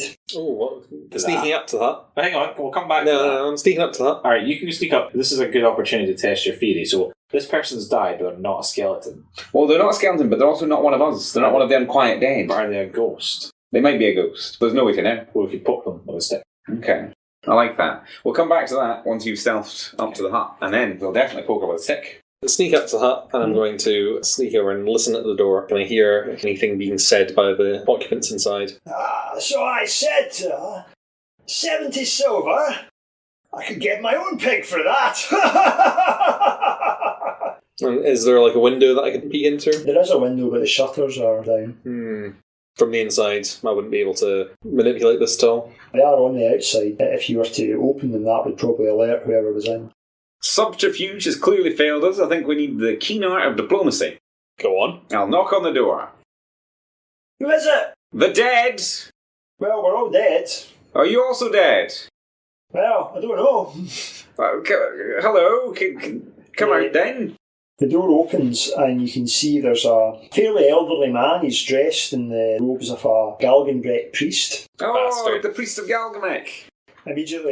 Immediately Mergard sort of bristles slightly. Oh, he sees you and your eyes lock and you're like, well, no point arguing about theocracy now. Yes, I suppose it's interesting that we all end up in the same place, isn't it? It's a simple space inside the hut and you can see that there's two men at the table.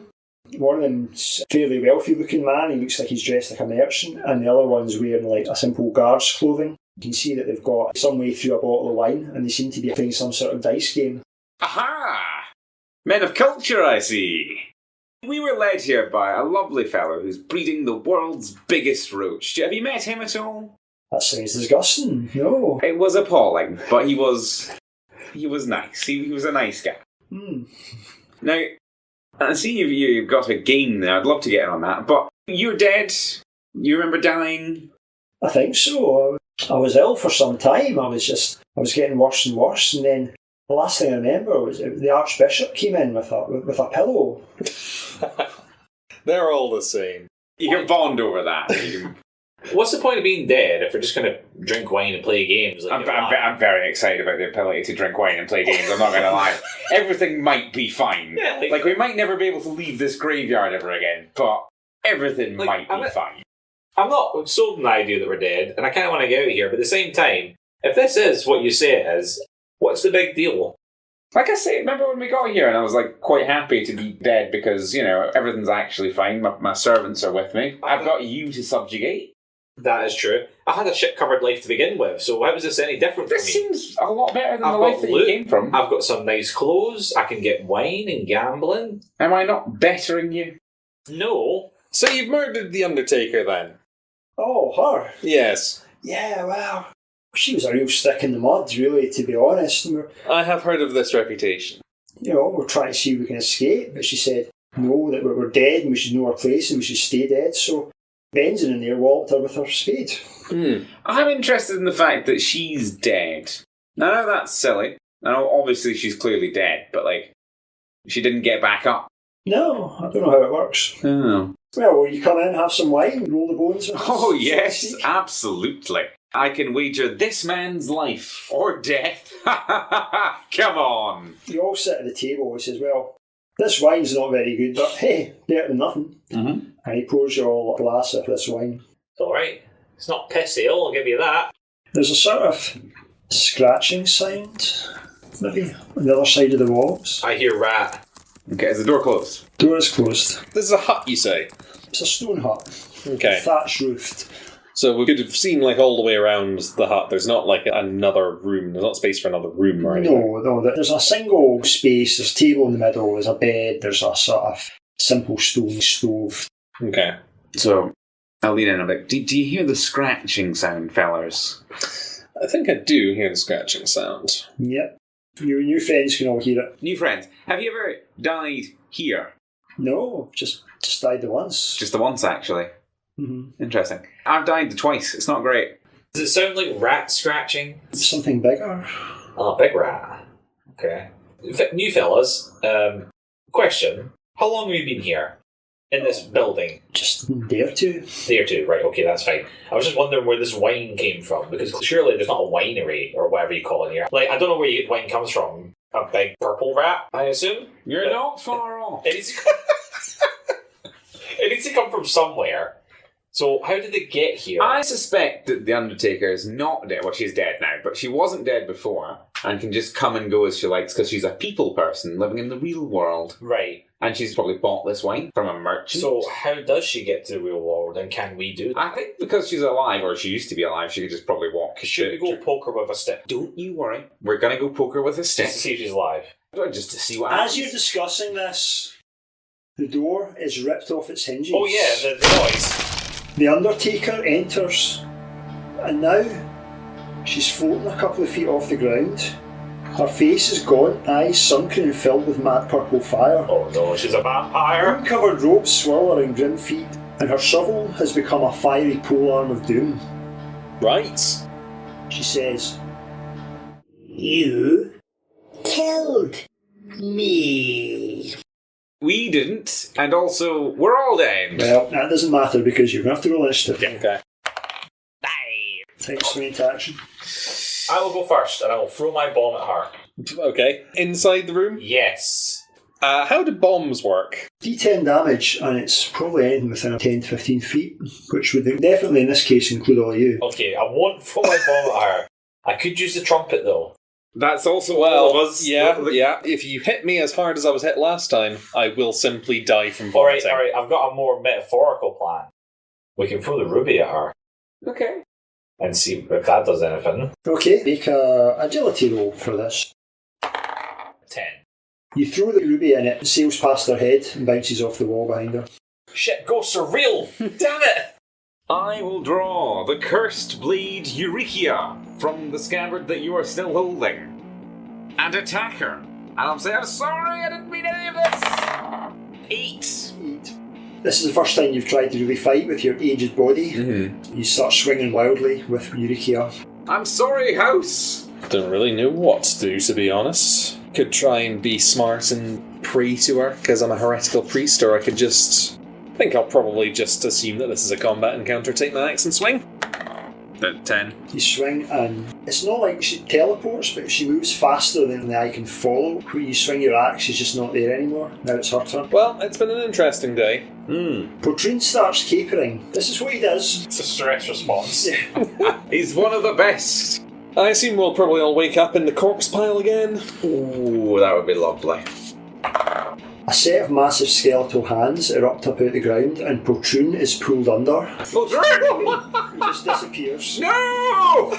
The world needs laughter! He did nothing wrong. Literally, did nothing wrong. That's awful. Right, your guys' turn. Are any of the people that actually murdered the Undertaker going to take any They've actions? stood up, but Benzen's the only one that's carrying any sort of weaponry. He's got a crossbow with him, which he's frantically trying to get together. For Poltron! 8 again. We're gonna die. I can't see out of the tears welling in my eyes. She's just sort of preternaturally zipping about the place. I also have tears in my eye of laughter from Poltroon being drag me to hell. Oh god. Did he scream or did he jingle? You just heard a last distant hey nonny nonny as he disappeared under the ground. Professional to the last. That's gonna haunt my dreams. I don't know what. Like, this feels like this is like a gimmick fight or a trick fight or something. Well, use your gimmicks and tricks, man. What have we got? I'm gonna leave the hut. I'm gonna, like, stop laughing and just walk out the door. within as much movement as I'm allowed, just go over to the gravesite of the Undertaker. It's empty now. It's empty now. I'm gonna run up to her and blast her with the trumpet. Well, I'm not there, so I approve this. I don't know if I need to roll for that one. Take up the trumpet and you blow and you feel this surging sickness. Make a toughness test. 17. You're fine. And 18, you're also fine. You know this game. Hamfund is fine. Stein the merchant, he starts vomiting this violent bile. Benzen's okay. And Arga the priest. Oh, also. And what of this Undertaker? Seems absolutely unaffected by That's a big number. Oh no. Stein and Arga, the priest and the merchant respectively, you see them fall just to the floor and you can see basically their lower halves of their heads are just starting to dissolve. Their stomach are leaking fluid. They're definitely dead. They're starting to melt from the inside. I reckon it's fine. It's not us. We're the only ones that matter. Okay, who's next? Ben's in the guards. He fires off a shot with his crossbow but misses. Once again, skeletal hands are up about the ground and they grab round Benson. Oh no, and he too is pulled underground. Benson! Benson! Initiative. 1. Oh no. I'd say it was nice knowing you, but, well. Green lightning sort of starts wrapping around her body and her eyes grow more intense. Okay. I'm torn here, but I am, for another turn, just going to say... For Poltron! The leading lights! Roll a 1, it can only get worse. So 7. Use an omen or something. I'm going to use my last omen, yes. 5! I lived as I died. This thing is just too fast for you. It does seem a little bit like we're fighting a Super Saiyan. Okay, who's next? It's me. What I'm going to do is I'm going to grab Hamford, push him towards the woman, and then bolt out the door. Right, okay. You shove him sort of towards her and then you bolt outside the door. Cool. Just as far as I can get. I'm legging it. I'm cheesing it. I'm gone. So the guards are after me and I've just stole a handful of gruel for Christmas. Mergar?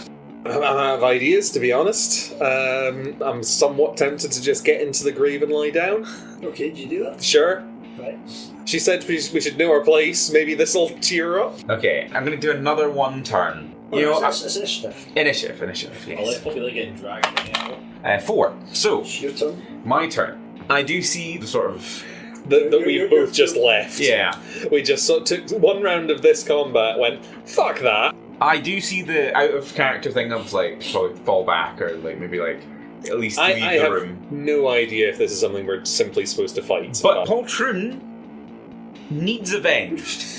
There's only really been one person that's actually, really when you think about it, Yeah. there's only ever been one person that's truly been there for you. My whole entire Your whole life. And that's Poltroon. He was with our family for years and years before I was born. He's almost like your father figure. You're Alfred. Well, I wouldn't respect him necessarily. Yeah. But like he didn't deserve that, he didn't deserve to be exploded from my bodily explosion to this. And he held on well past the death of your aunt to make sure you grew up to be the man you are today. I could confide in him and he would tell me all such funny jokes, but Hamfund, immortalise me in song!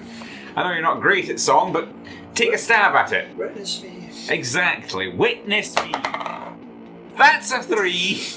I'll use an omen to give you another chance. Okay. Witness me again! 15. 15! A hit! Swinging wildly, but it eventually Give me that other d6. connects. Eureka! Fly true! Okay. That's a 4 and a 6, so 10 overall. The blade Eurykia connects with her, cutting a wound into her side. You sense Eurykia's dark energy pouring into her, but doesn't seem to be doing as much damage as it would do normally to a mortal. See. Hamfund is terrified, but attempts to stab her with the little dagger that he's got. Oh, yes. That's a 9. That's a miss. She backs up a little bit. Her eyes start glowing more intensely. Initiative. 6. You guys again? Now that I've made my point, maybe we can have a civilised conversation about this. Why don't you stay dead? I thought you would know! We just woke up dead! We came to you for answers! Are you going to attack her? No, I'm having a conversation with her now. Okay, well, she attacks you. Okay. Commit to the dice. Go for it. The dice have spoken. You have to do the dice. Odds, it's you. Evens, it's Ham Fund. It's Ham Fund. Skeletal hands come up out the ground, clutching at Ham Fund. Ham Fund! Ham Fund is dragged down screaming into whatever underworld lies below. I'll avenge you, Ham Fund! Now it's just you alone versus this thing. And she's going first. She's going first.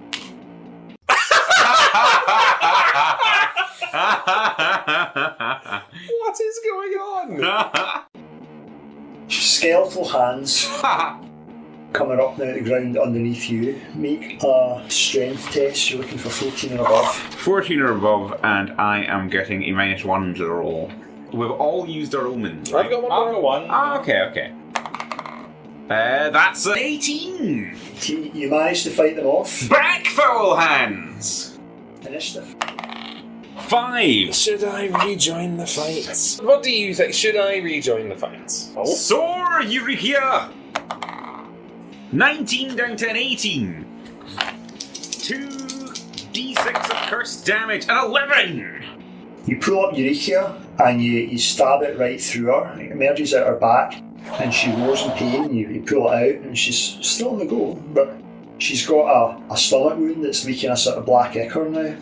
That was for the leading light of the local comedy scene and the most cancerous 15-year-old that's ever carried a sword. Hearing the sounds of battle continue long past I expected they would, I'll come to my senses and return to the edge of the doorway. Out of this muddy grave. Yes. Feeling a bit sheepish. And try and take a swing with my axe if I can. Stop using that dice! You thought you were being a little bit stealthy, creeping up behind her, and you swing with your axe, and then she's just not there. And she was. Oh, I could just launch a bomb at the building. You could? Yeah, kill us all. Do it, why not? What have we got to lose? For glory! Stop encouraging me. Alright, I'm going to do it then. Okay, it's like one of these cannonball-sized, like Acme bombs almost. Like Yeah, like a it's hand got grenade. the fuse on top. Yeah. Are you proceeding with this? Oh, yes. This action will have consequences. Yeah, I feel it's in character. I have no desire to, rescue them. You light the fuse and you launch it into the open door of the hut. I should have waited one more turn. Make a presence roll. 17. Yep. It sails through the open door. From Prugy's point of view, you see this black object just fly through the door and it bounces and it lands at the feet of this creature.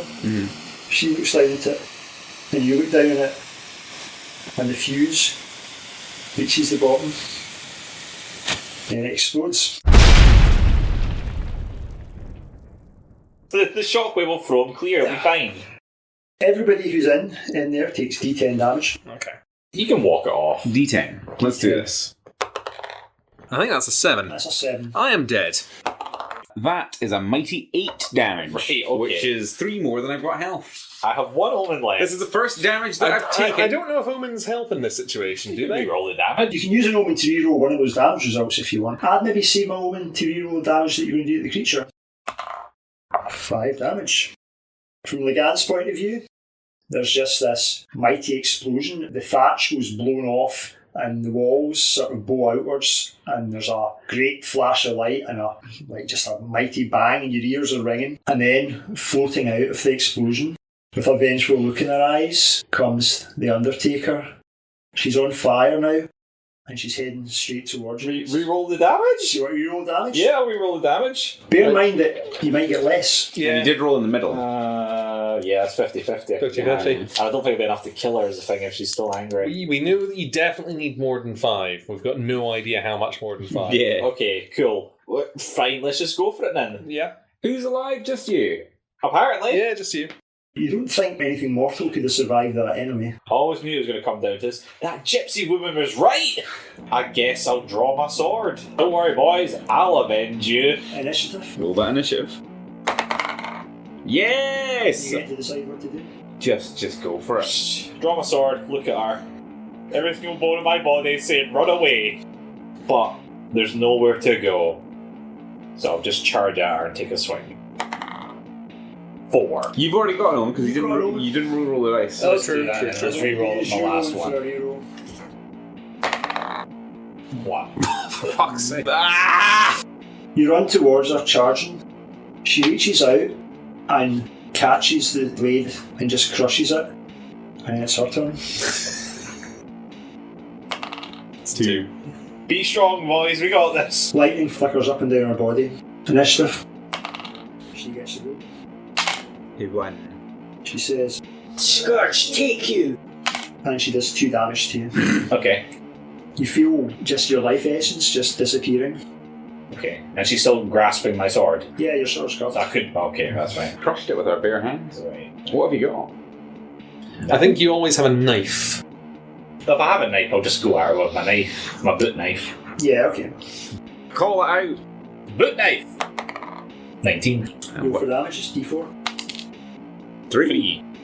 You're at point blank range, and you just stick the knife right in the centre of her chest, and the light just fades from her eyes, and she sinks down to the ground, dead. The boot knife remains undefeated! Boot knife! Boot knife! Well, that'll be that then. I'll pick up the ruby. You can see the sun beginning to rise, and you've got a feeling that maybe whatever was going on has been somehow broken. I quickly loot the bodies and make my way into the sunset. Smile on my face, another successful day. I made it through another day. Happy Halloween, everyone! Well, dear listener, I hope you enjoyed our annual descent into madness and depravity, as opposed to her normal monthly descents into madness and depravity. If you want more Ludonaut action, please join us on our Instagram or our Blue Sky account, links below. In addition, we have a Patreon, where you'll find plenty of deleted scenes, behind the scenes chat, bloopers, and other scenes from the cutting room floor. In addition, if you sign up, even to our free tier, we give you a shout out at the end, and you'll join the esteemed cohort of Lana, Stanley, Jackie, Lady Corvia, Rona, Vale, Little King Birdbrain, Toasty Waffles, Stephen, Ty, Rachel, and Jägershund. If you want to hear more of the wit and wisdom of Craig and Michael, and sometimes David, they have their own podcast called Prog Slog, where they cover British sci-fi anthology magazine 2000 AD. And as for me, I hope you have a very, very happy and indeed spooky Halloween. Good night all.